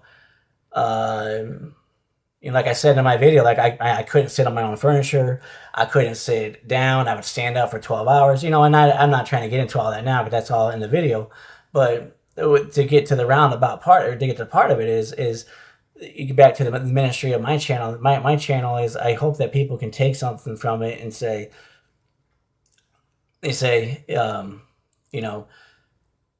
God is powerful, right? And God he's he's omnipotent, he's omniscient, he's omnipresent.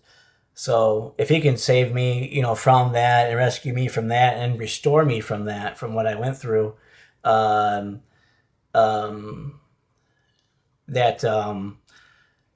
he can rescue you, from your deepest troubles and deepest, times of tribulations and and everything else. And but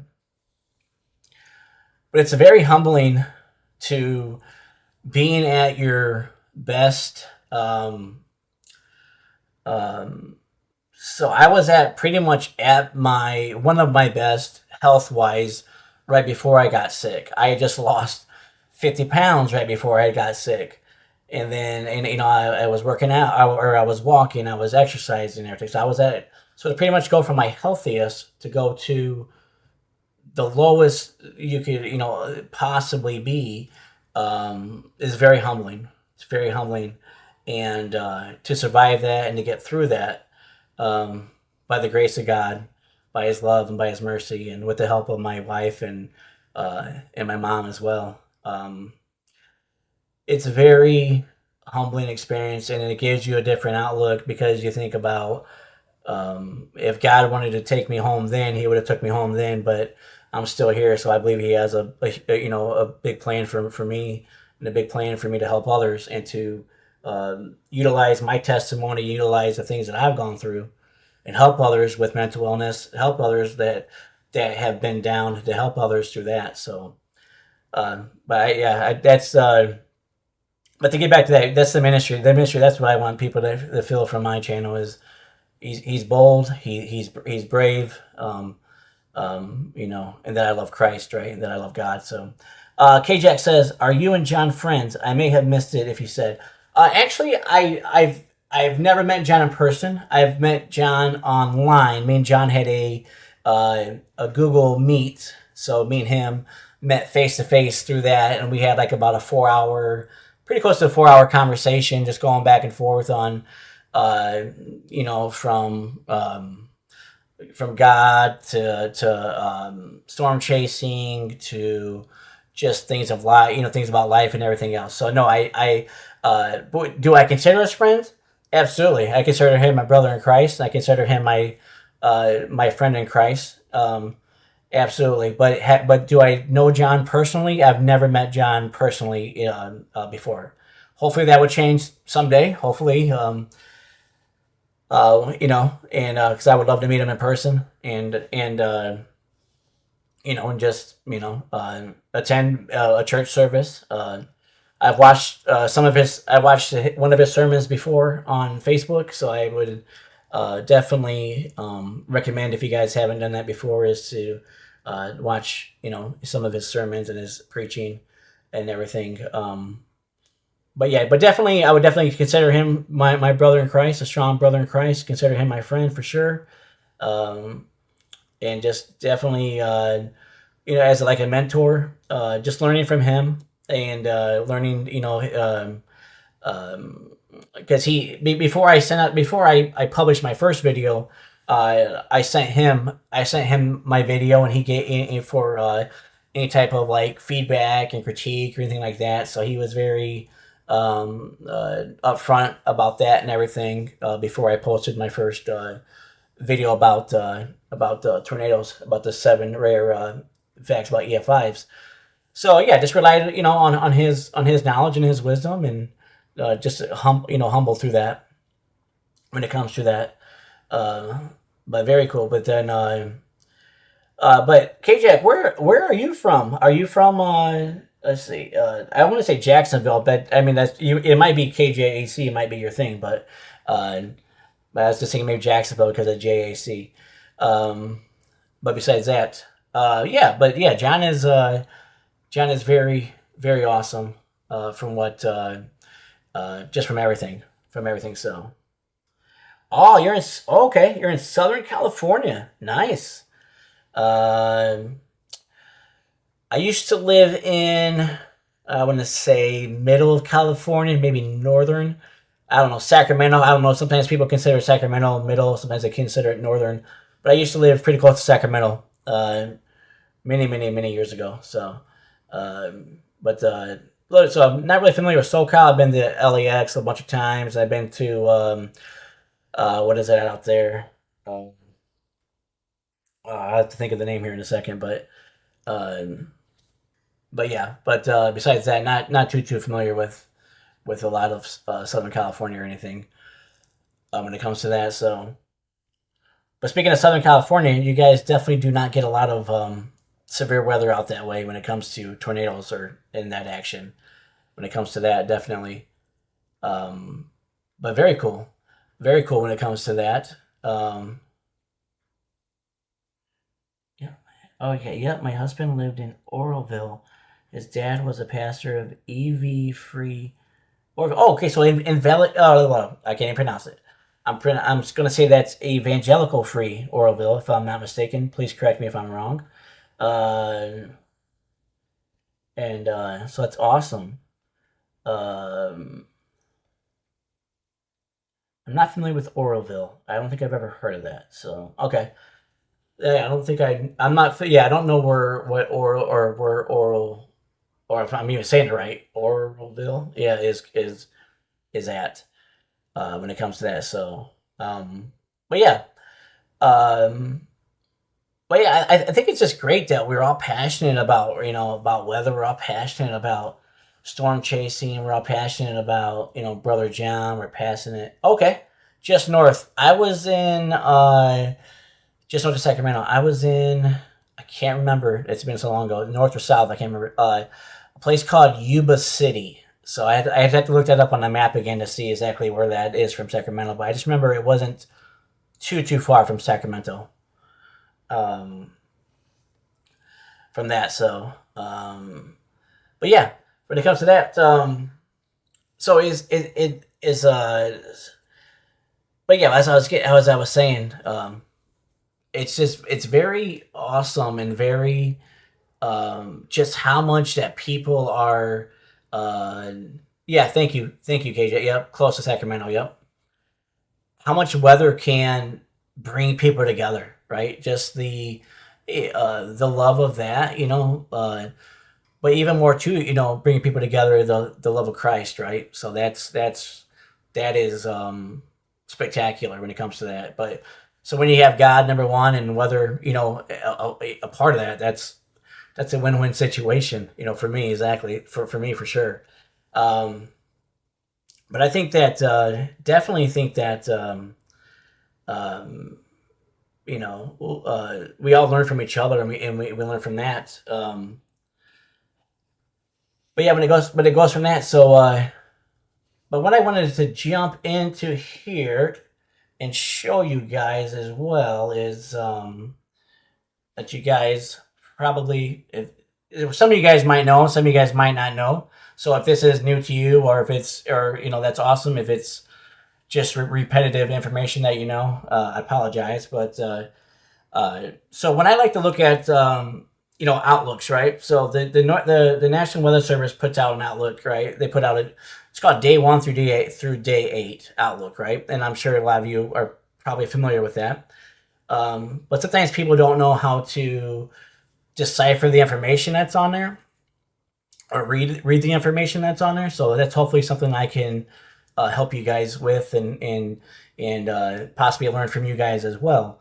But so what I do is I just like to go to NWS, type on that, and then I like to go to click on the National Weather Service,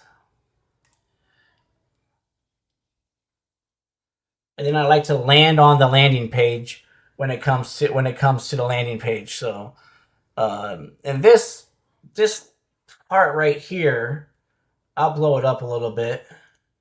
You blow it up. Let's try that. See if that is large enough. Click off that.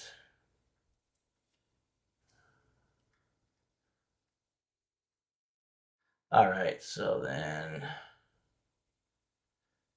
if we scroll down, I don't. Are you? And again, if you're very familiar with this, you know, my apologies. But yeah, so this page will tell you everything throughout the United States of what's going on, and that's all 50 states. So you can see Hawaii and Alaska down in the bottom left corner. And then of course it's color coded, as you can read down here. Different color codes for what's happening, for what's going on. It looks like we have a severe thunderstorm warning. So like usually all of the warnings will always or the most like life-threatening stuff, or most things will always be like on your left-hand side. So you'll see like if there's a tornado warning, the tornado warning would be like listed first here on the left-hand side. So things of that nature. So it's really easy to find that, and that's in red. So that's really simple to find. But as we can see, we got a severe thunderstorm watch. Looks like it's covering Oklahoma and Texas and some of Kansas right now. And then looks like we got some up in South Dakota as well.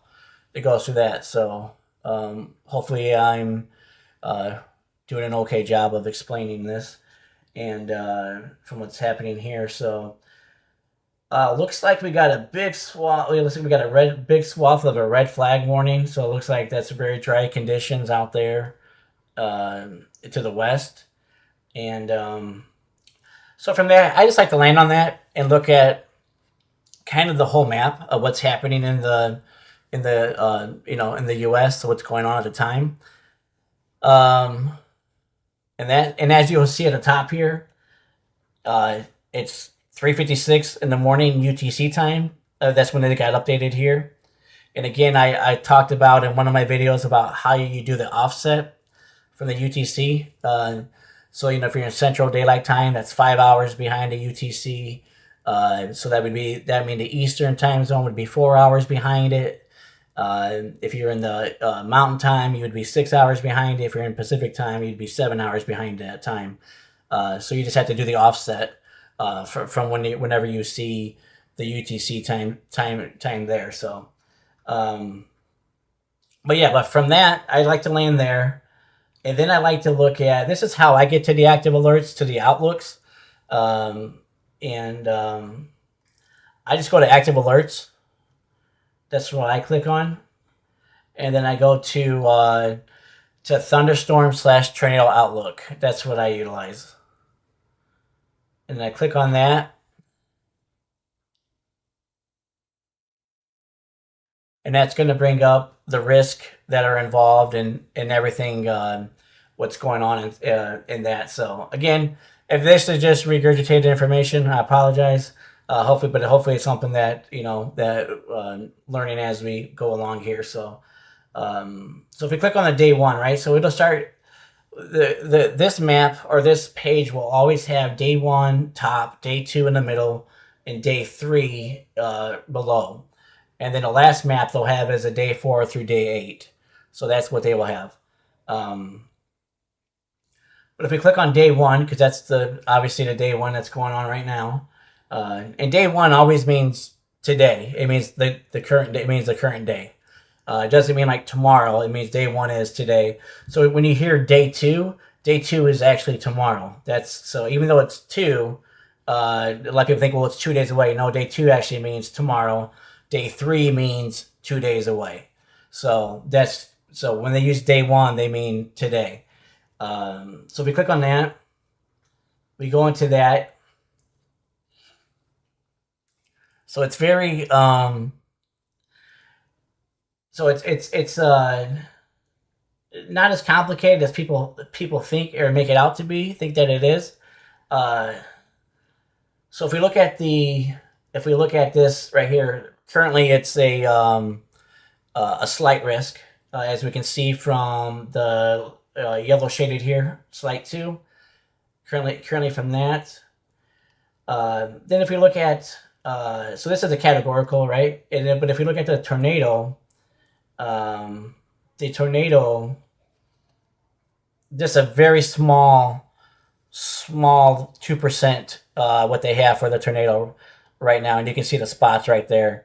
That's where they have those lined out at right now.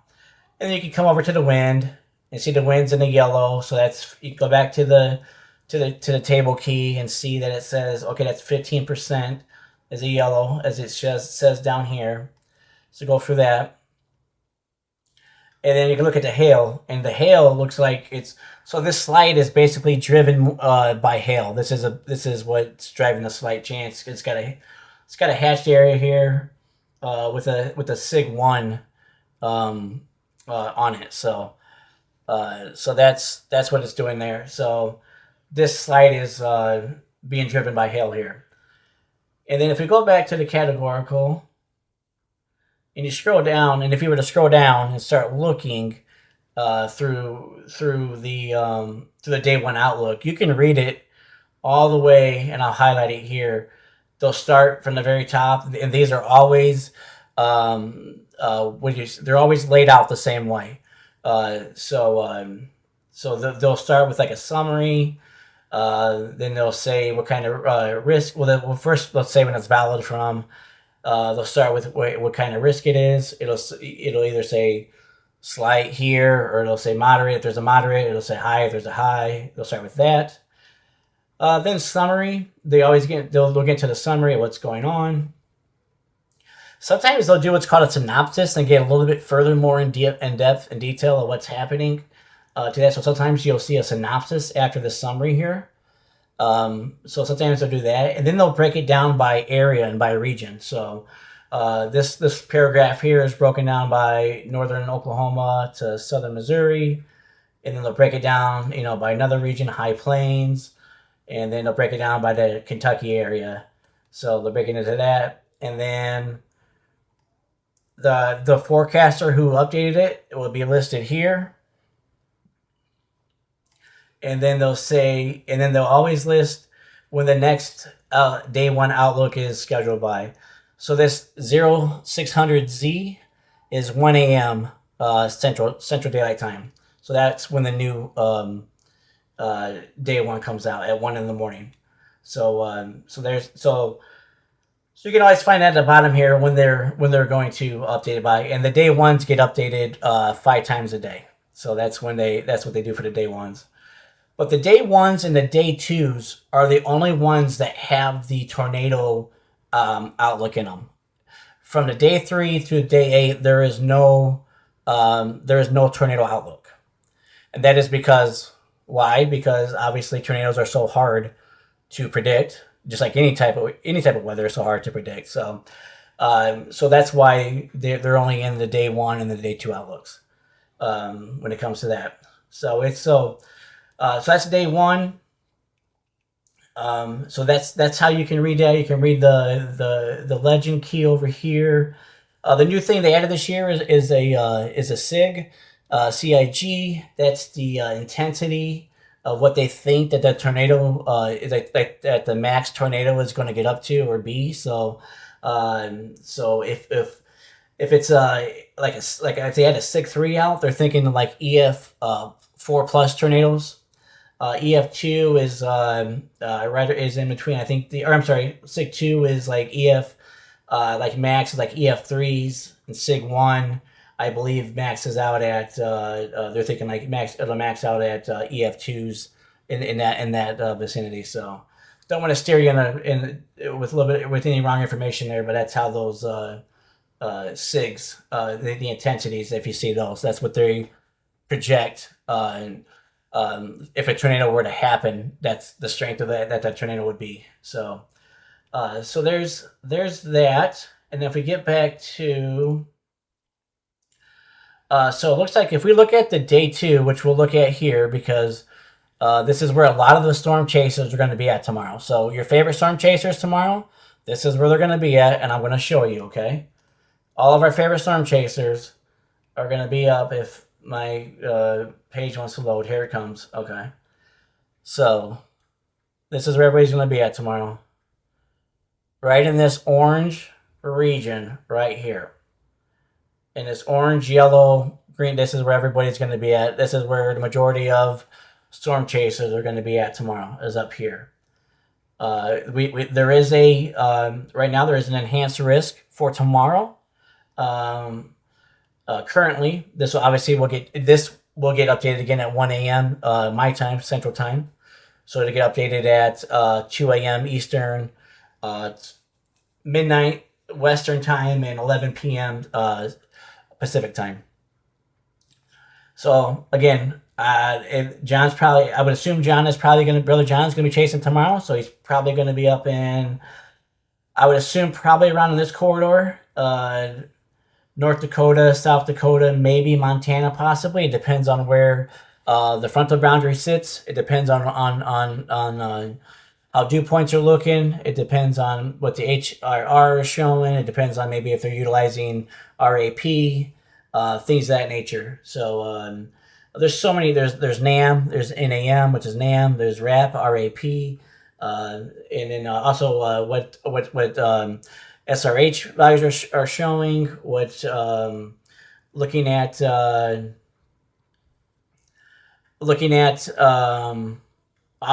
then also looking at vapor, looking at satellite, looking at CAPE, which is convective available potential energy, which is the fuel for storms. So looking at CAPE values. So a lot of times it's a guessing game, right? It's a match. It's a chess match. And a lot of times people go, well, I chose the wrong area, this time, or, oh man, I nailed the area. And there really is no science really behind it. I mean, don't let people fool you if they say, it's just a chess match. Because remember, it's computer models. Computer models are obviously our inputted data from people, from us, in our minds are finite. We don't have infinite information. We have finite minds. So we put these data together in algorithms and math and geometry and physics, and you can think everything goes into these supercomputers. But at the end of the day, the supercomputers sometimes they're right, but majority of the time they're wrong. So they might say that a storm is going to fire, in North Dakota, but really the storm didn't fire. That storm fired 30 miles to the in Montana, or it fired off 60 miles to the west in North Dakota. So there's really it's a balancing act, right? You got to find out. It's really it takes a lot of endurance and patience, and it takes just a lot of your gut, like where your gut thinks that that you're going to end up at, or where you should be at. So tomorrow you'll probably see a lot of chasers up here in the orange. Some might play over here. Some might play in Montana. Some might play down here below in South Dakota. But I'll get back to that in a second. I see a question here. K-Jack, thank you for your question. Do you know if it's normal this time of year to have severe weather way up north? Yes, absolutely it is. In June. So June, the jet stream, it likes to take a hike up further north. So that's why you will see in mainly in June. So normally in April and May, the jet stream is more centered over the middle of the country of the U.S. So that's why you see so many storms in Kansas, Oklahoma, Arkansas, all that, for that region, in that region.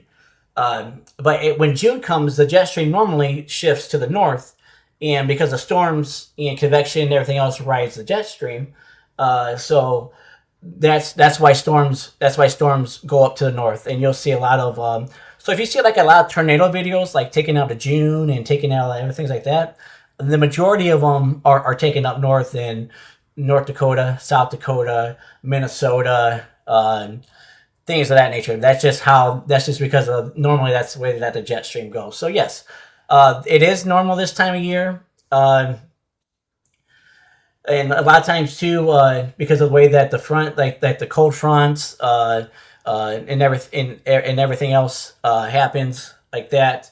But the jet stream is what's driving.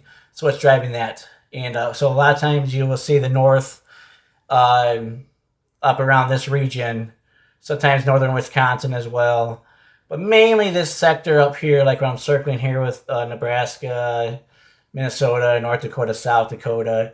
Sometimes back into Wyoming, a little bit of that as well. But mainly this is your action spots in June normally. And then once July comes, I mean, it basically really the severe weather just happens to depend on July, just because gets so hot. A lot of times that's when like derechos form in July and August and everything else. But to get really a lot of supercells, don't really get a lot of supercells from like July on, and a lot of that to do is with the heating, because there's actually a thing where if because a lot of people associate heat with tornadoes and things of that nature, but if there's a big discrepancy between the dew point and the actual air temperature, there's a certain degree, degrees that you want to say in between the dew point range and the temperature range. So usually I think it's about 15 to 20. Usually you want to stay anywhere below that. So if we have, say it's 80 degrees outside and we have a dew point rating of 75, that's close, and that's really good for storms. That's really good initiation. But when you have a big discrepancy, it usually storms usually. I mean, they can still fire, but for them to be huge, to be big and long lived, usually aren't on the table usually for that. So, but yeah. Oh, hello, Rachel. Good to see you, ma'am. Hope you're having a great night tonight, Rachel. Thank you so much for stopping by and and hanging out with us. And I'm humbled that you taking time out of your day to spend it with a guy like myself. So I really do appreciate that. Thank you so much for. So hopefully that gave you a little bit of answer there, K-Jack, on why things go up to the north for. But to put it, to give you that, it's the jet stream. The jet stream drives that. So what we see a lot is. So tomorrow, like I said, I'm assuming Brother John's probably going to be chasing tomorrow, especially with the severe risk, or with with an enhanced risk, which I think is mainly, which we'll take a look at here. So right now for the tornado, they just have a 2% right now, and so for the 2%, you see how it's kind of cut out right here for the 2%, and then a little part over here in Tennessee and Kentucky, but the main swath is going to be Nebraska, South Dakota, North Dakota. That's the main bulk of the action, and that could change. It might go up to a 5%. It depends on what the parameters are looking like what the wind shear is looking like, and what again the CAPE is looking like. So this might go up to a 5% in the next outlook, or in a couple of future outlooks. But mainly, as you can see, this is going to be driven by hail and wind tomorrow, as of right now. Looks like we got SIG 1 in there with a, if I'm seeing this correctly, it looks like a 30% for wind. So the main enhanced risk is being driven by wind tomorrow and hail tomorrow. We have a big, large hatched area here that they are fairly certain is going to see some pretty large damaging hail tomorrow. So if you're if you guys are in any of this region, well, obviously John's around Nebraska, so he's close to this region. North Dakota, South Dakota, over into Montana, and then we got the large area, or a little bit of the smaller area here. So So as of right now, this is being driven. The enhanced is being driven by wind and hail, and with the tornado chance being at 2% right now. And when they say 2% or 5% or 10% or whatever the percent is, that percent is based off of 25 miles from any point inside of this shaded area. So that's how they do that. So because a lot of times people will say, well, they missed the mark, they missed this, and they weren't correct about that. And it's like, well, remember, it's from a 25-mile radius from that. So that's what it takes from that. So it's so the radius is 25 miles from any side of this point here. So that's what that's being driven by. That's being driven by right now. It's being driven by wind and being driven by hail, and so that's and again in the outlooks, the tornado outlook is only given in the day 1 and the day 2, and you can see that when I go to day 3 here, it's you'll see that the day 3 does not have the tornado outlook in it. It's got the categorical and probabilistic. Listening to that, so again, why is that? And again, it's because it's so far. Even day 3, which is only 2 days away, in weather terms, that's a long ways away. So to predict that, it's just it's pretty much unfeasible to predict that. So, or even try to predict that. So that's your day 1, day 2, day 3. That's how they do that. And then the day 4 and the day 8. What you will see on the day 4 and the day 8 is you will see it runs through it really fast. It'll go day 4, day 5. So it looks like day 4. When it comes back to day 4, we can see that there is a 15% chance. So that 15% chance that you already see, that's a slight risk. That's already a slight risk on day 4, which is 3 days from now. So there's already going to be a slight risk unless something changes. There will be a slight risk issued for for Minnesota and northern Wisconsin, and that's how that works. And then you get into where it says predictability too low. So that means they don't feel comfortable or confident enough in predicting any other further given any type of other outlook for that or anything like that. So and then sometimes you'll see what's called potential too low, and that potential means there's just not enough risk for any storms to form within that 4 to 8 day range. So you'll see predictability too low, and you'll see potential and potentially too low. So but that's what predictability is in that. So looks like day 4 we're going to have a slight risk for the northern Minnesota area and for the northern Wisconsin area. That's how that's going to work out. So, and I also like to click on they have check marked boxes here that you can check on.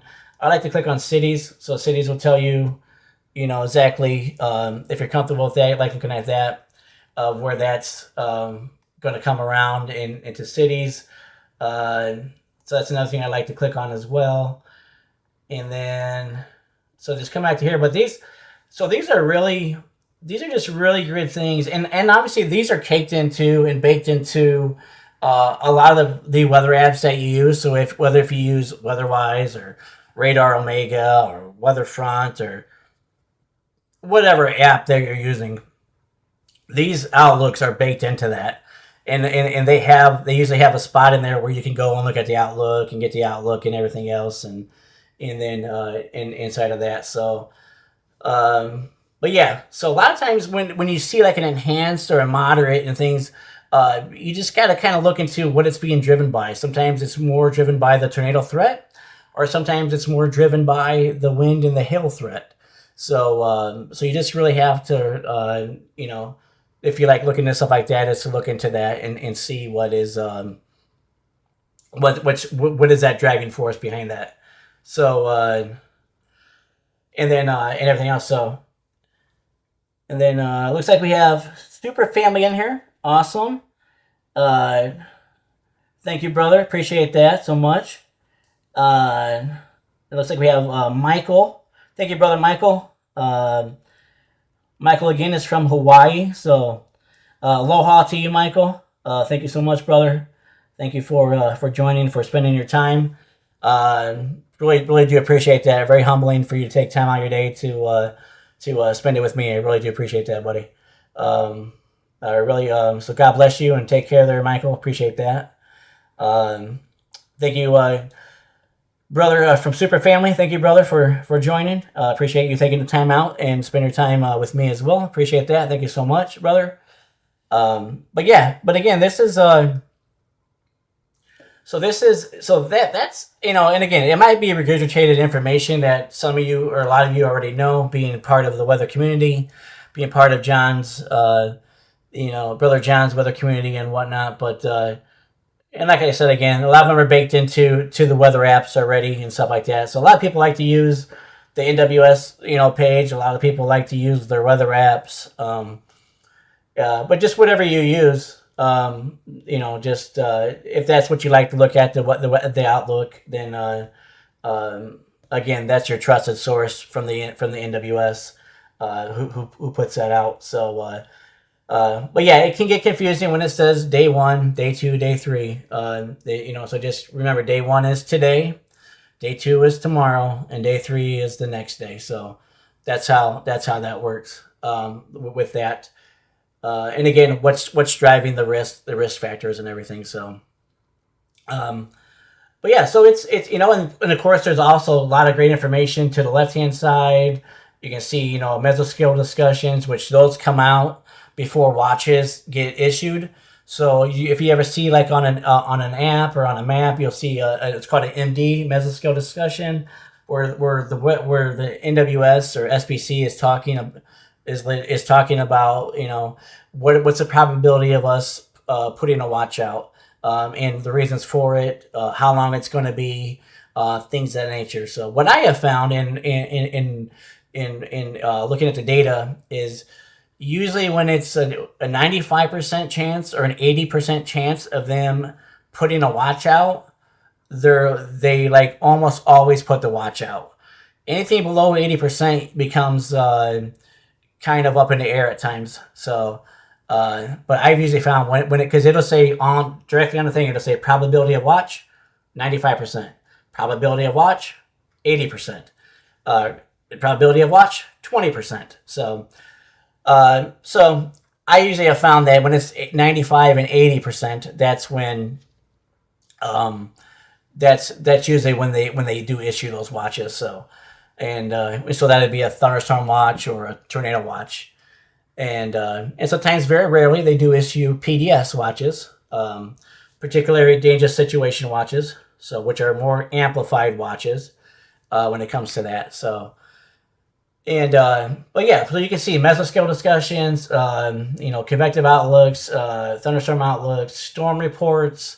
If you want to see something that somebody has reported. And I don't know, maybe there are a lot of you in here who are certified weather spotters. I know a lot of storm chasers are certified weather spotters as well, so they relay that information back to the NWS as well as that. So I'd be interested to know how many of you happen to be certified weather spotters, and what that kind of looks like. So, but with that, so it's just a good tool. Like I said, I use this a lot. I have a bunch of different apps. I have Radar Mega. I have WeatherWise. I also have the Weather Channel app. So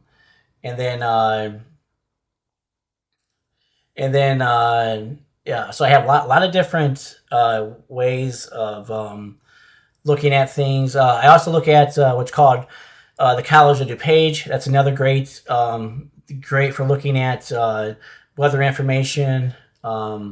Pivotal Weather is another great website to look at weather information, especially if you want to get like down and dirty into things like looking at CAPE and shear and looking at different satellites and things of that nature. So there's a lot of great sources and tools and websites to get really down and dirty into the weeds. And if you that's something you love, some people like that. Some people just like the top surface where it's just show me the radar and that's all I want to look at, which is fine. To each his own. Everybody has their own, what they love and what they like. So, but yes, Rachel says, when they call PDS severe thunderstorm, I tend to watch closer than a regular tornado watch. Ah, nice. Are you talking about a PDS tornado watch, Rachel, or am I misunderstanding what you're saying? I apologize if I am. Because they do, like I said, they do very rarely issue or they might actually, the PDS tornado watches, and then then obviously inside of the watches come warnings. But what you don't want to get caught up on is thinking that, and I've talked to people, is you don't want to get caught up on thinking that tornadoes won't, because obviously the NWS is going to shade what counties and what states, and they'll put out a tornado watch and they'll have it that certain area. But if your county is just right out of that tornado watch, obviously don't think that storm is not going to cross out of that, it can't or won't cross over the shaded area. So because a lot of people, they'll be like, well, there's a tornado watch out, but it's for the next county, and it's like, yeah, but don't let your guard down, because that doesn't mean that it can't or won't come a county over, because again, it's prediction, it's forecasting, it's never going to be correct, it's never going to be 100% correct. So I would say if there's a tornado watch within a couple counties from you, I would be on the lookout, because you just never know that storms might fire off in your in your place, where you're at. So because again, it's science, but it's not exact science that comes into that. So Rachel says, severe thunderstorm warning area that receive a PDS tag. Okay, gotcha, Rachel. Understood. I've also seen a severe thunderstorm that gets an EDS tag, which is an extremely dangerous situation. So I don't know if you guys may or may not be familiar with that, but those are very few and far in between. But sometimes a severe thunderstorm warning will get an EDS tag put on that, as long as with a considerable tag and a destructive tag. And what those are for is they're either driven by wind or they're driven by hail, is when they get the destructive and they get the considerable put on them. Considerable is smaller, and then or is a littler, and then destructive is higher. So, and then extreme is the from what I know is the highest level that the thunderstorm can get. And sometimes the tornado sirens might sound in your area or in your town if there is a destructive tornado, or I'm sorry, if there's a destructive tag put on that severe thunderstorm warning. So sometimes the tornado sirens will sound in your city even though there's no tornado warning, and that's the reason why, is because it's just as destructive as like an EF, like an EF0 and stuff. So that's why they put that on there for, or an EF1. So sometimes you get 90 plus mile an hour thunderstorms, you get 80 some plus mile an hour thunderstorms. So sometimes if you hear your sirens going off, and you're like, well, we don't have a tornado warning, that would be why. So that's a lot of weather professional folks say, treat a destructive severe thunderstorm warning the same way you would a tornado warning. So that's how that works. So Rachel says, we had a microburst at my house Monday. Oh, microburst. Okay, good. Well, I mean, not good in that sense, but I'm just we haven't talked about that all tonight. Very exciting stuff. Microbursts. Those things usually come out of nowhere, and they come out quick, and they leave quick. And they usually do some damage, some pretty good damage to trees. Usually some roofing, some siding and stuff like that. So yes, microbursts can be very terrifying if you've never experienced one before. Definitely for sure. They're known to have knocked down trees and forests and things of that nature and everything. So and whatnot. So and everything. So it's but yes, hopefully your house is okay, Rachel. Hopefully that everything is good and no damage or anything to your windows or siding or roof or anything like that. So but yeah, so uh that, like, to get back to the NWS and to the outlooks and a lot of times too is, and like I said, I've been watching storm chasers for 20 plus years. I'll get into that here in a second. Rachel says trees down everywhere. My son was under his car in the rain. And the rain just came out of nowhere. He got in the car just in time. It actually raised the car up and slammed it back down. Wow. So that would be that's definitely what a microburst obviously uh, can and will do for sure. Uh, it's definitely they love it because it's straight line wind, so they love to take down. They'll just come and flatten out trees. They'll just come in, and you can just see them all get flattened in the same direction in like a same line because that's where the way that the wind is blowing. So the microburst just comes and just throws them all down like twigs. Um, so thankfully your son is hopefully your son is okay, Rachel. Thankfully that uh, hopefully everything is good around your home and everything else. So I do believe you told me, if I remember, you're from Alabama. So I know Alabama is kind of notorious for some pretty big storms there. So at times as well. So but yeah, so to get to that, so awesome, all good, no people hurt. Awesome, that's awesome, Rachel. Awesome. But yeah, when it comes to that, but yeah, so like again, like I said, I like to use the NWS, but like I said, I like to use other sites and as well in that just to kind of look at get the outlook and like I said, like I've been saying throughout this is that storm chasing it just like it's not it's there's some science to it, but it's not an exact science. There's a lot of chess match that goes into it and everything else. So um, yes, and Rachel says, yeah, that's been our excitement so far. Very inactive severe weather wise this year. Correct. Why is that? I would say that the southeast has probably not seen because of the jet stream that was set up this year. That looking back at it, because normally the southeast gets hit, and I'm talking Alabama, Mississippi.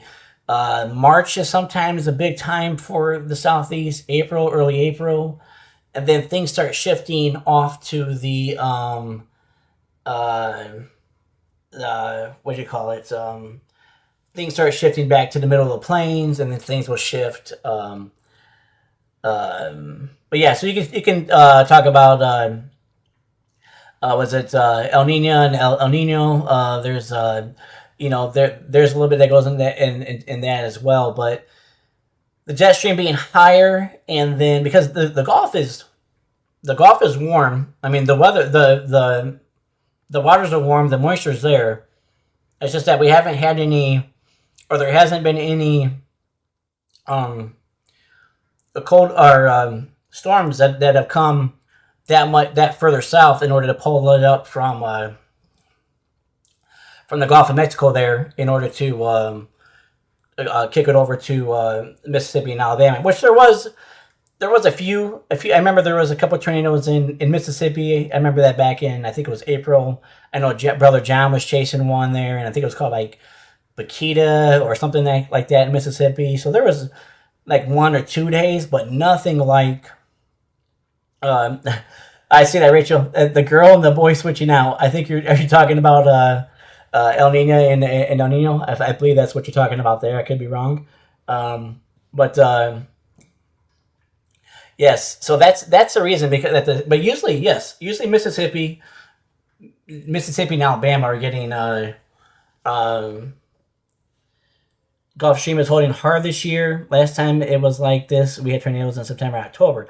So you okay? Well, so then you're talking, yeah, that's true, which could happen in second as a in a storm chasing community, like to say the second tornado season, which is basically late September, October, maybe a little bit of November as well, when we get into the fall time.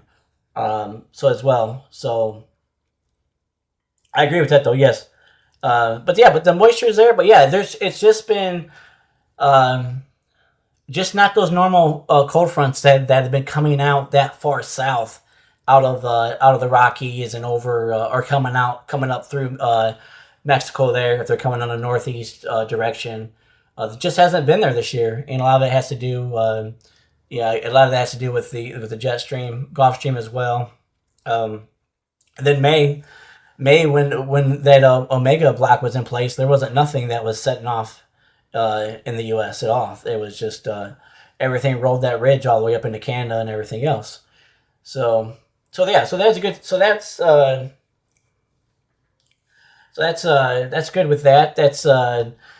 But yeah, notoriously though, March, sometimes in February as well. I mean, sometimes you get those weird systems that come down there in Mississippi and Louisiana and Alabama in February. Sometimes that can drive that clash in between cold air and warm air and create some spin and get some tornadoes forming down there as well. So, but yeah, you guys have been down in Alabama and Mississippi. You guys have been not hit very much at all this year. It's been very quiet. And then it was pretty much quiet all for May for almost everybody in the U.S.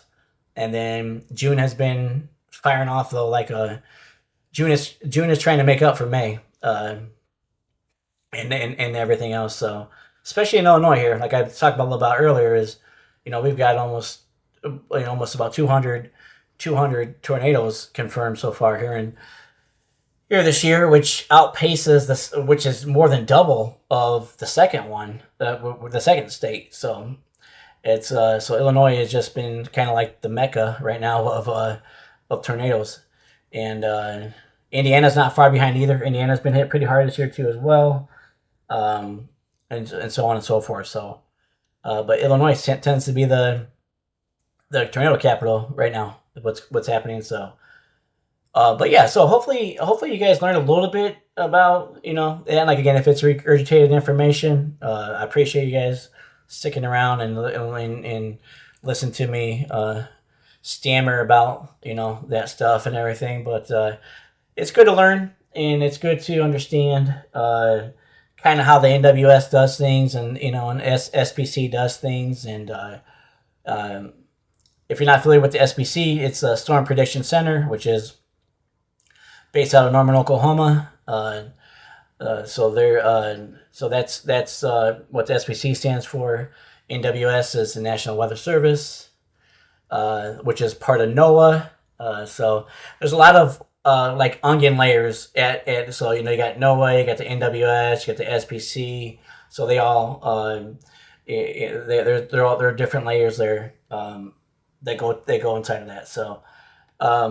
But yeah, so it's just very, looking at the weather, you have to just, like again, it affects everybody, right? I mean, if people live, Rachel says, I have so many apps. I have a lot of weather apps myself. If you're talking weather apps, yes, I have a lot of weather apps myself. And I think I was talking to my son, John Boy Jr., so I'm John Boy Sr., and he's John Boy Jr., and I have 8 on my phone. I think I have 8 different apps that alert me to severe weather. So I have redundancy after redundancy after redundancy to make sure that I'm always alerted to severe weather and whatnot. So because I'm the type of individual, like I don't want to be caught off guard. I don't know about you guys, and you guys can chime in here in the chat.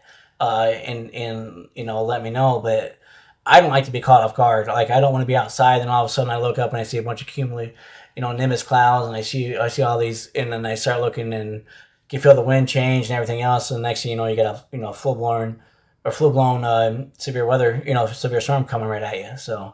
Um, so that's that. And then one thing I do want to get your guys' opinion on, and what is your guys' opinion of stopping or parking underneath an overpass? Because I have heard both sides. Scientifically, I can tell you what you should and shouldn't do. But what is your take on that? Rachel says, don't do it ever. K-Jack says, terrible idea. You all, ding, ding, ding, have won your prize behind door number A, or door A. So, yes. So, yes, there's obviously many different issues with that, right? One, people who are not weather aware weather-wise is that the speed actually, and I forget the effect, and I apologize, it's eluding me right now, but there's a certain effect that when winds go underneath an overpass, they actually accelerate. So that's a terrible idea, for one. Two is you're going to block the roads and block the lanes for people who are trying to escape, or people who are trying to get home, or they're trying to get out of that. So, yes, great job, Rachel. Thank you so much. Overpasses create their own vortices and high wind anyway. Yep. So not only are you getting double whammied by the wind, you're stopping and preventing other motorists from traveling and going through and getting to safety. You're causing a backup. You're causing probably multiple crashes, possibly. You're causing. So I am like Max and Ryan Hall and everybody else, and I say, do not ever park underneath an overpass / underpass, or stop, or whatever it may be, because you're only going to cause more harm than good. That's what's going to happen. And because what happens if you got a big old EF5 barreling down on you and you're stopped underneath? Awesome. Rachel says, I'm a trucking weather nerd. Nice. But the thing is, like, what happens if you stop underneath an overpass, / underpass, and then you're blocking the road, and there's an EF5 or whatever just barreling down on you. There's nowhere for you to go. Now you blocked everybody behind you from getting to safety. So then now you're going to be the cause of people getting hurt. Hopefully, in the worst part, somebody dying or whatever else. So don't be that person. Do not be that person. And especially if you are going to do that, I don't want you to do that. I'm against that, but don't park in the middle of the freaking road. I mean, pull off to the side or something, at least like underneath, so where you're not blocking the middle lanes of the traffic. So, but yeah, I'm good. I'm glad that people, the majority, that you guys feel the same way, because it gets very yes, because it's and I've seen it in like you said, it gets shamed on, and it gets shamed on for good reason.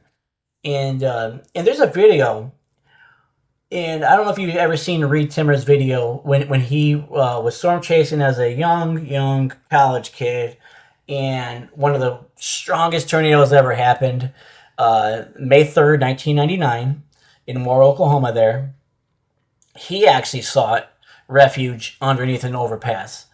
And he was driving in a Geo Tracker at that time. But he will tell you now that was a very bad decision. So, because at the time, as he says, that he likes to say at the time, there wasn't the data or the science behind it now. But he will tell you now that him seeking refuge underneath that overpass was a very, very bad idea. So if you haven't seen that, I suggest you check that out, because you can see the tornado very, very clearly and everything else, and it's a pretty wild video to watch.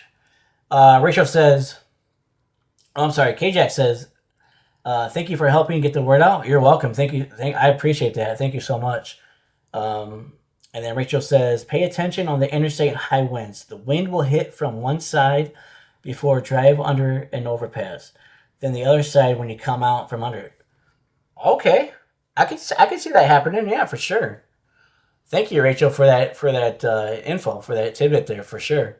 Um, and I know it sucks because especially if it's hailing and you can't see, and I get it. Your initial reaction is going to be protect my car, protect myself. So I'm just going to park underneath this I'm just going to park here underneath this and wait for the storm to pass and whatever else. But if you're not weather aware or weather ready, and if you don't know if there's a tornado warning right ahead of you, or if you're in the path of the tornado, whatever, it's just going to be very, very bad news for you. So, and again, the ditch is your best friend at that point. So I would say overpasses are a no-go.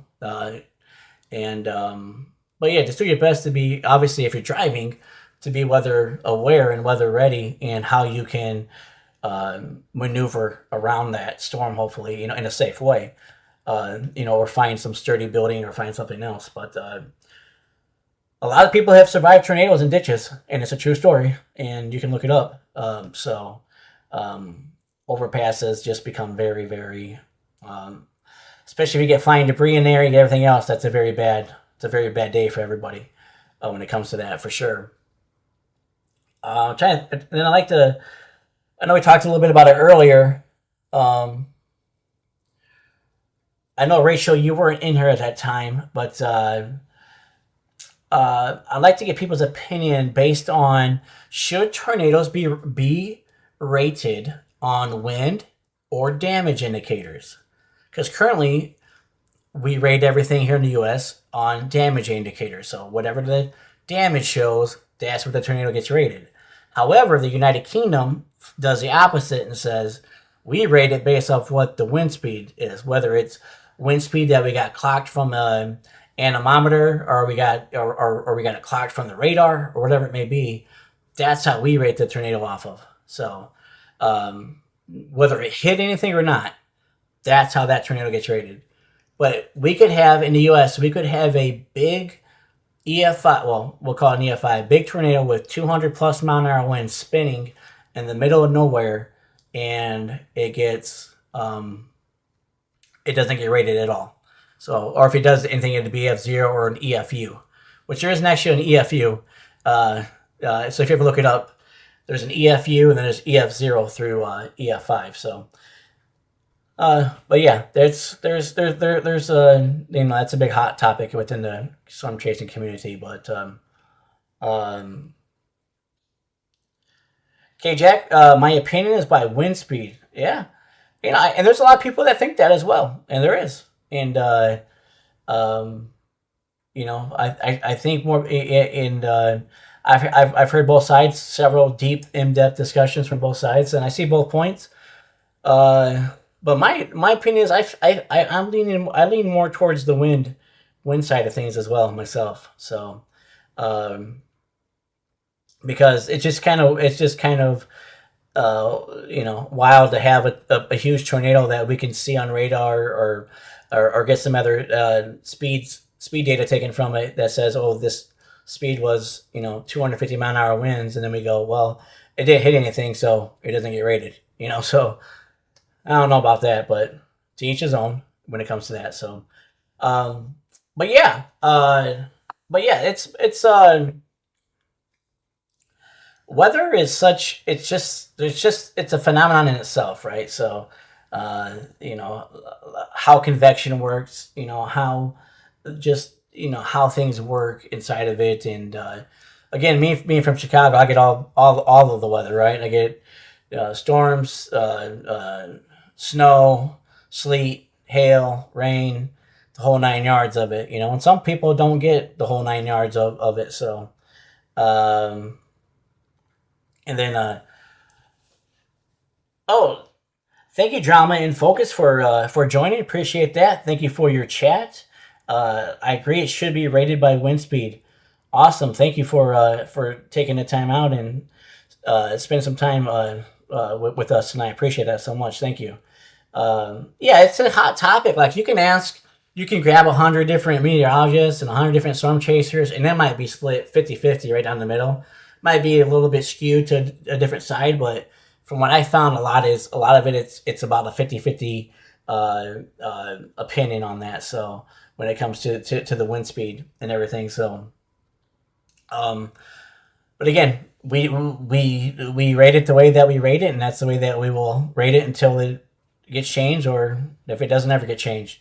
When it comes to that, so it's just it is what it is, and that's what we do. And but I give all the credit to all the people that though, like I said, at the NWS and all that. They're excellent at what they do.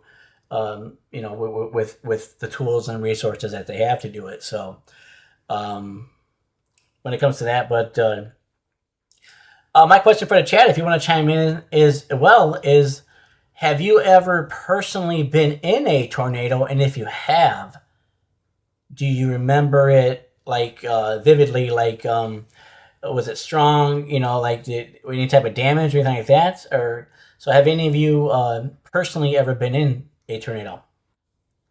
And if you have, what did that look like? Because that's very curious about that.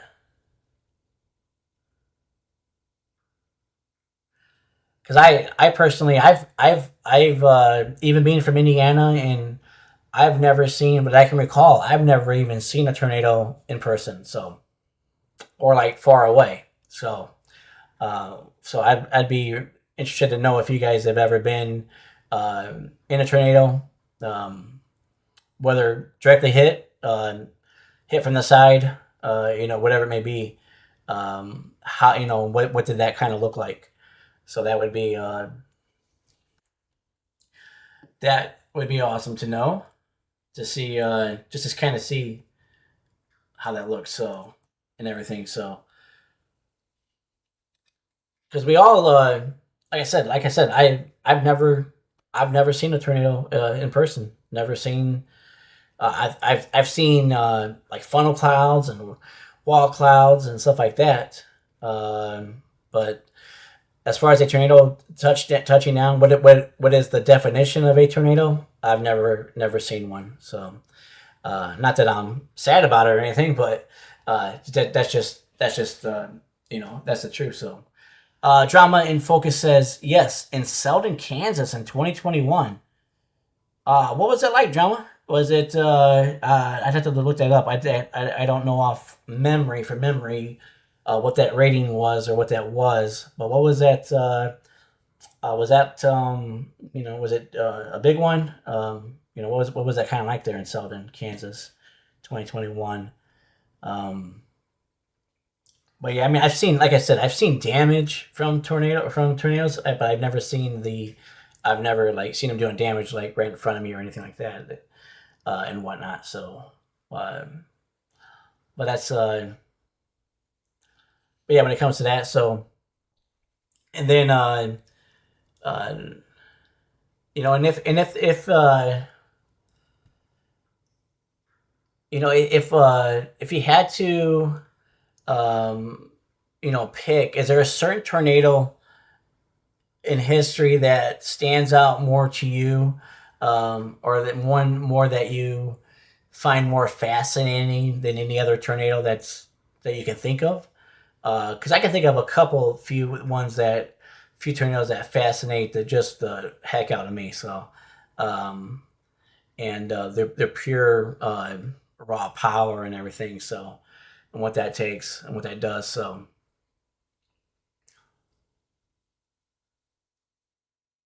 oh, nice.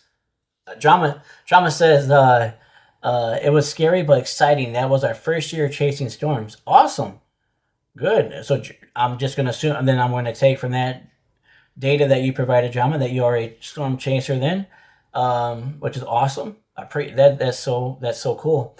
Um, hopefully there wasn't a lot of damage or anything, or any lot of any loss of life or anything like that. So, but that's awesome. Um, very very cool, very cool. Um, but yeah, I'd like to know: is there any fascinating tornado or any questions on why you think tornadoes form, and or anything like what, because everybody has different opinions on tornado genesis and there's of course there's science and stuff, but again, if you go to the NWS website or the NOAA website, they'll say and it says why do tornadoes form or and everything. They'll say we don't know, and that's the authority that's telling us that they don't even know how tornadoes form. So there's just there's some good information out there on tornado genesis. Or any questions about like RFD or any type of questions about any type of about tornadoes. I love talking about. I love learning. I love teaching that as well, and how to read them on radar, how to how they look and everything. So K Jack says the Joplin tornado. We had just driven through Joplin and ate at Bob Evans exactly a year before, so we were very familiar with the area and felt so much compassion for the people. Wow. Wow. Yeah, because that's Joplin. Out of like the top three that fascinate me, Joplin's in the top three. Just because like Joplin got so dark, it got so eerie. It was like night. It went from daytime to nighttime quickly, and it was like one of like just darkest storms that in itself. Is if you watch the video, there's a lot of video on YouTube and everywhere else on the internet. But if you watch video, you'll see that just how quickly it went from daytime to nighttime, and it was just so strange. And then just the way that the way that it hit the school, unfortunately, and the way that it hit a bunch of gas stations and of course businesses and whatnot. But the Joplin to me was just, and the way that it took the hospital and moved it like 4 inches off of its foundation, off its frame. That is wild in itself. That it literally picked up the hospital and moved it 4 inches, which we're talking a massive, massive hospital. So that's wild. But yeah, it's definitely a Joplin tornado for sure. I definitely would say that. Um, like K Jack says, I watched it all happen live from before to during to after on live feeds. It was so terrifying. I agree. I agree. And that year, right, 2011. So that happened on May 22nd, 2011. So if we go back, just a month, not even a month prior, was when all the F5s happened on April 27th, when we had four EF5s happen on the same day, which is completely unheard of. Outside of the what was it, the super outbreak in 1973, 1974. I can't remember the exact year, but it's one of those 2 years. But to have four EF5 tornadoes on the same day is absolutely out of absolutely just completely unheard of. So, but for Joplin to happen, which was the fifth EF5 to happen, and then later or actually that might I can't remember the exact, but I know there was one in the Reno EF5, El Reno EF5 in 2011. I can't remember the exact date of that. I can't remember if that was before Joplin or after Joplin, but either way, 2011 had 6 EF5s, which is that's irrational. It's not even remotely ever heard of. So that is just completely wild. But yes, the Joplin one was just. I watched a lot of videos on Joplin, and one crazy stat that doesn't get talked about, one crazy fact that gets talked about the Joplin tornado, is that if I get someone please. I don't want to give any wrong information, but I believe there was a certain type of like bacteria or virus or some sort of something that got caught up in the air, like people got sick from it, and I believe people ended up getting unfortunately passed away from it as well.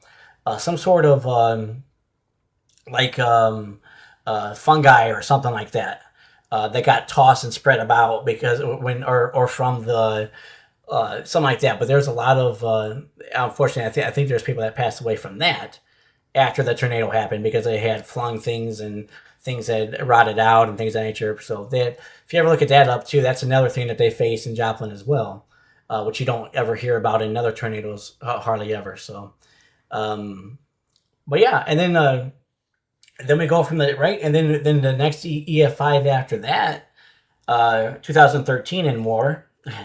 So Moore, Oklahoma is kind of a bullseye for EF5s, right? They had an EF5 in 1999. Then they had an EF5 again in 2013. And then some more. I believe. I have to go back and look, but I believe Moore might be the only one or two other cities, maybe I think, but Moore. I know Moore has had the 1999 and the 2013 EF5 both crossed paths on each other. So they've had two EF5s in the same spot. So that's very weird and very wild for a city to have that. But so then we go from that, right? And then we go 12 years without an EF5. Well, without a documented EF5, right? There's a bunch of EF4s from 2014 through 2024 that a lot of people were claiming or thought should be EF5s, right? And there's probably some valid science and valid data out there that says that they could have been. Like I said, the Rolling Fork being one of them. There's one in Arkansas. I think it was called. Was it like? Start with the V. I forget the name of the city. That was another huge big one there. The Mayfield, Kentucky one in 2021. That was at nighttime, like right before Christmas, and that was a long trek one. So, and everything. So it's awesome. So, thank you, Drama, so much.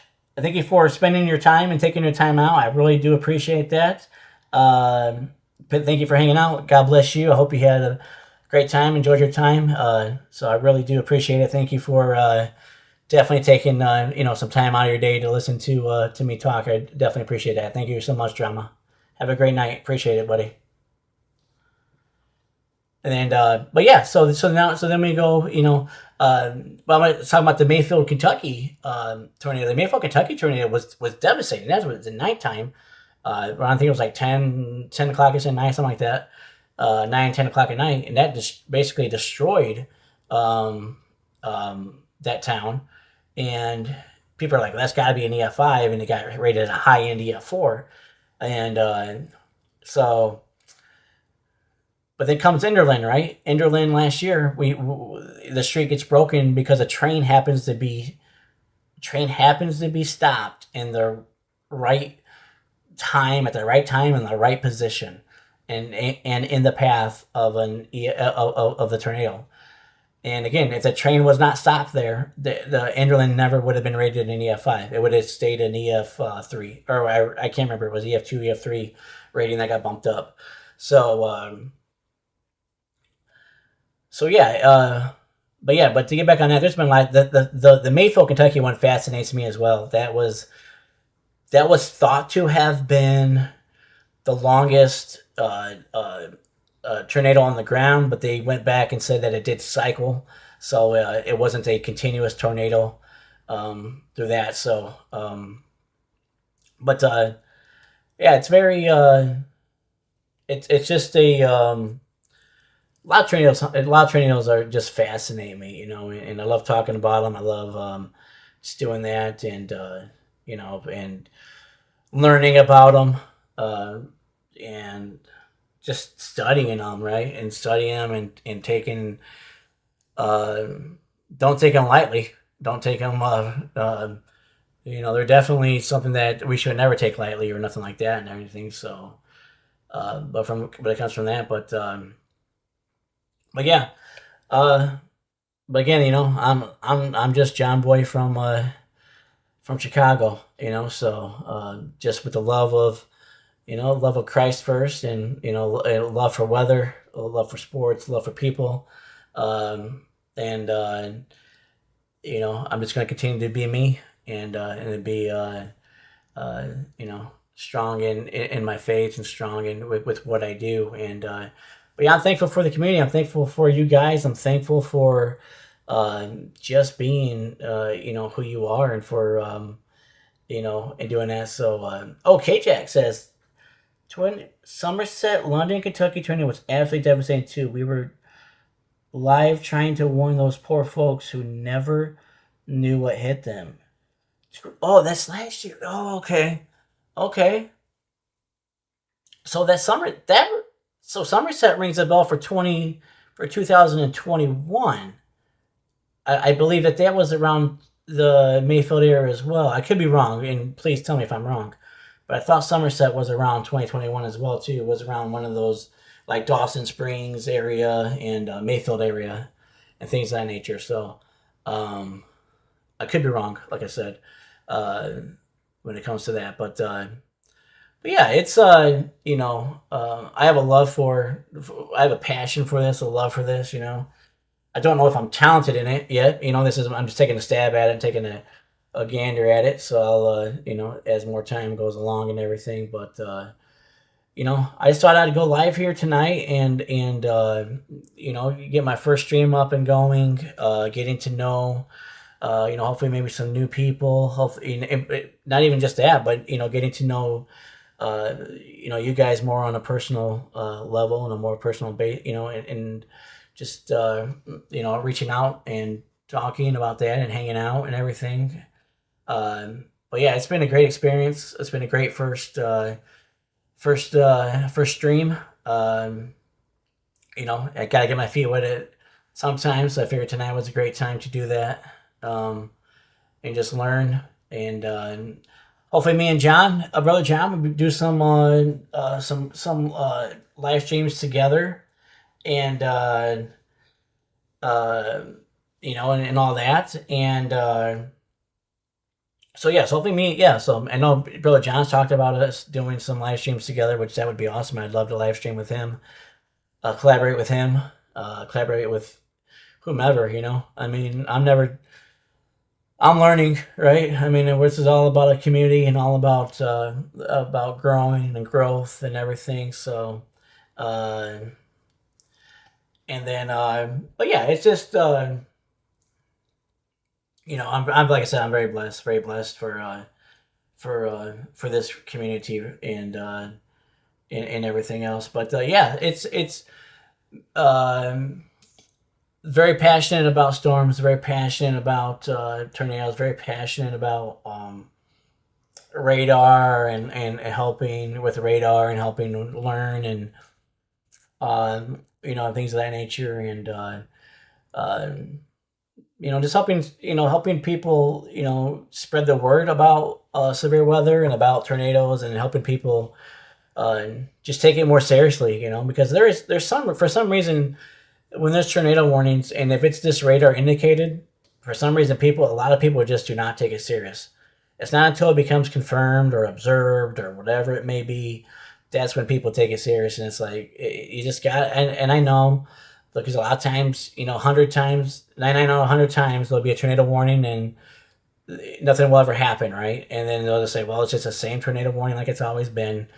But it's like, don't ever let your guard down, because when you let your guard down, that's usually when something happens, and it's not very good what happens. And so just always, stay weather aware, weather prepared, never scared, right?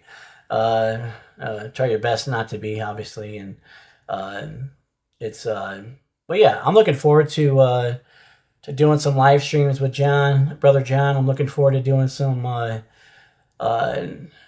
some Q&As and some, just to get to know each other, and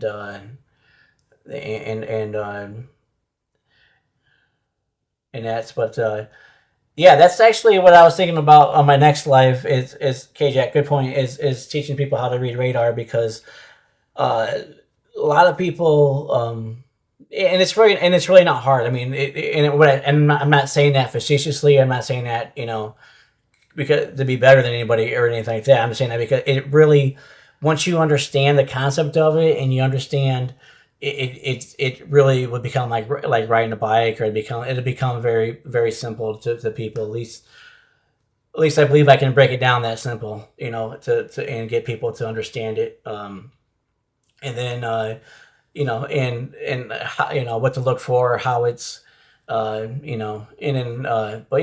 radar is that's everybody's go-to, right? I mean, obviously the convective radar, right? That's what everybody's go-to is. And just understand that a blip, you guys probably heard the term blip all the time, blip. Probably heard it on Max and heard it on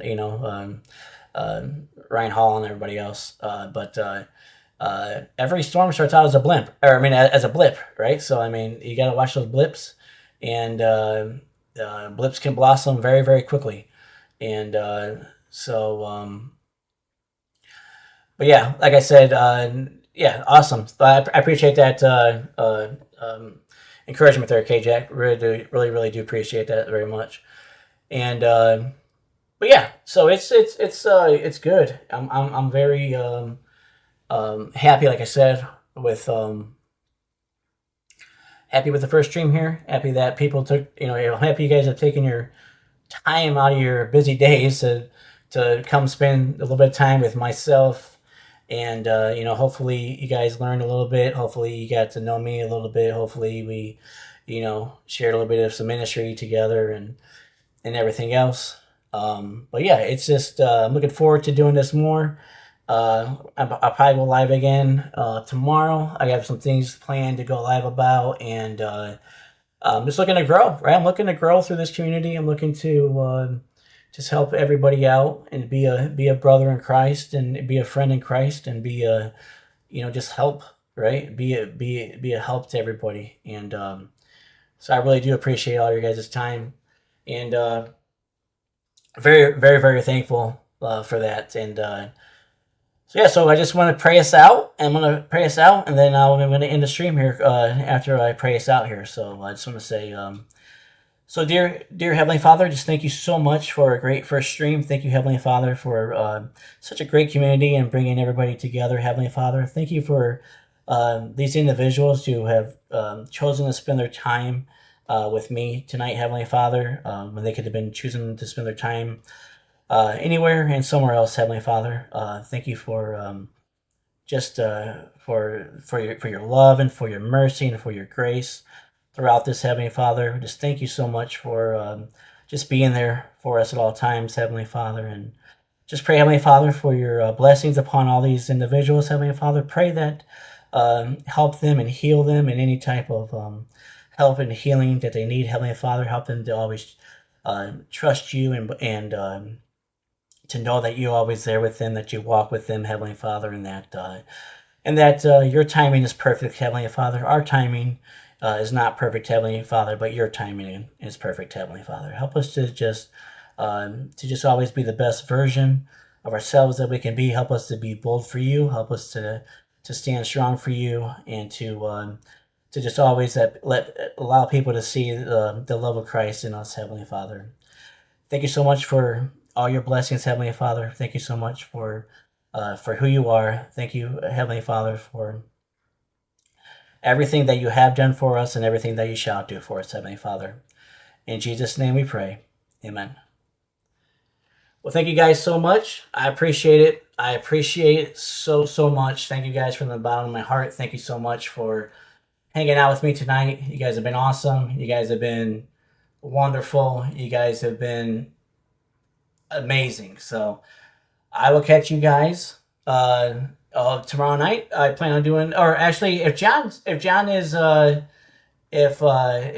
doing live, John will probably be live, so I won't obviously go live when he's live. I'm not going to try to do that or anything, because I like to watch his stuff, obviously, and everything else.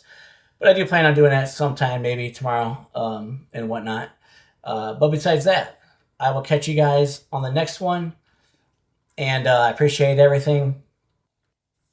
And thank you guys very much for everything. You guys are a blessing. You guys are awesome. Um, just I don't even have the words to say it. So thank you guys so much. Yes, thank you guys. You guys are amazing. Um, thank you everybody who commented in chat. Thank you everybody for your wisdom.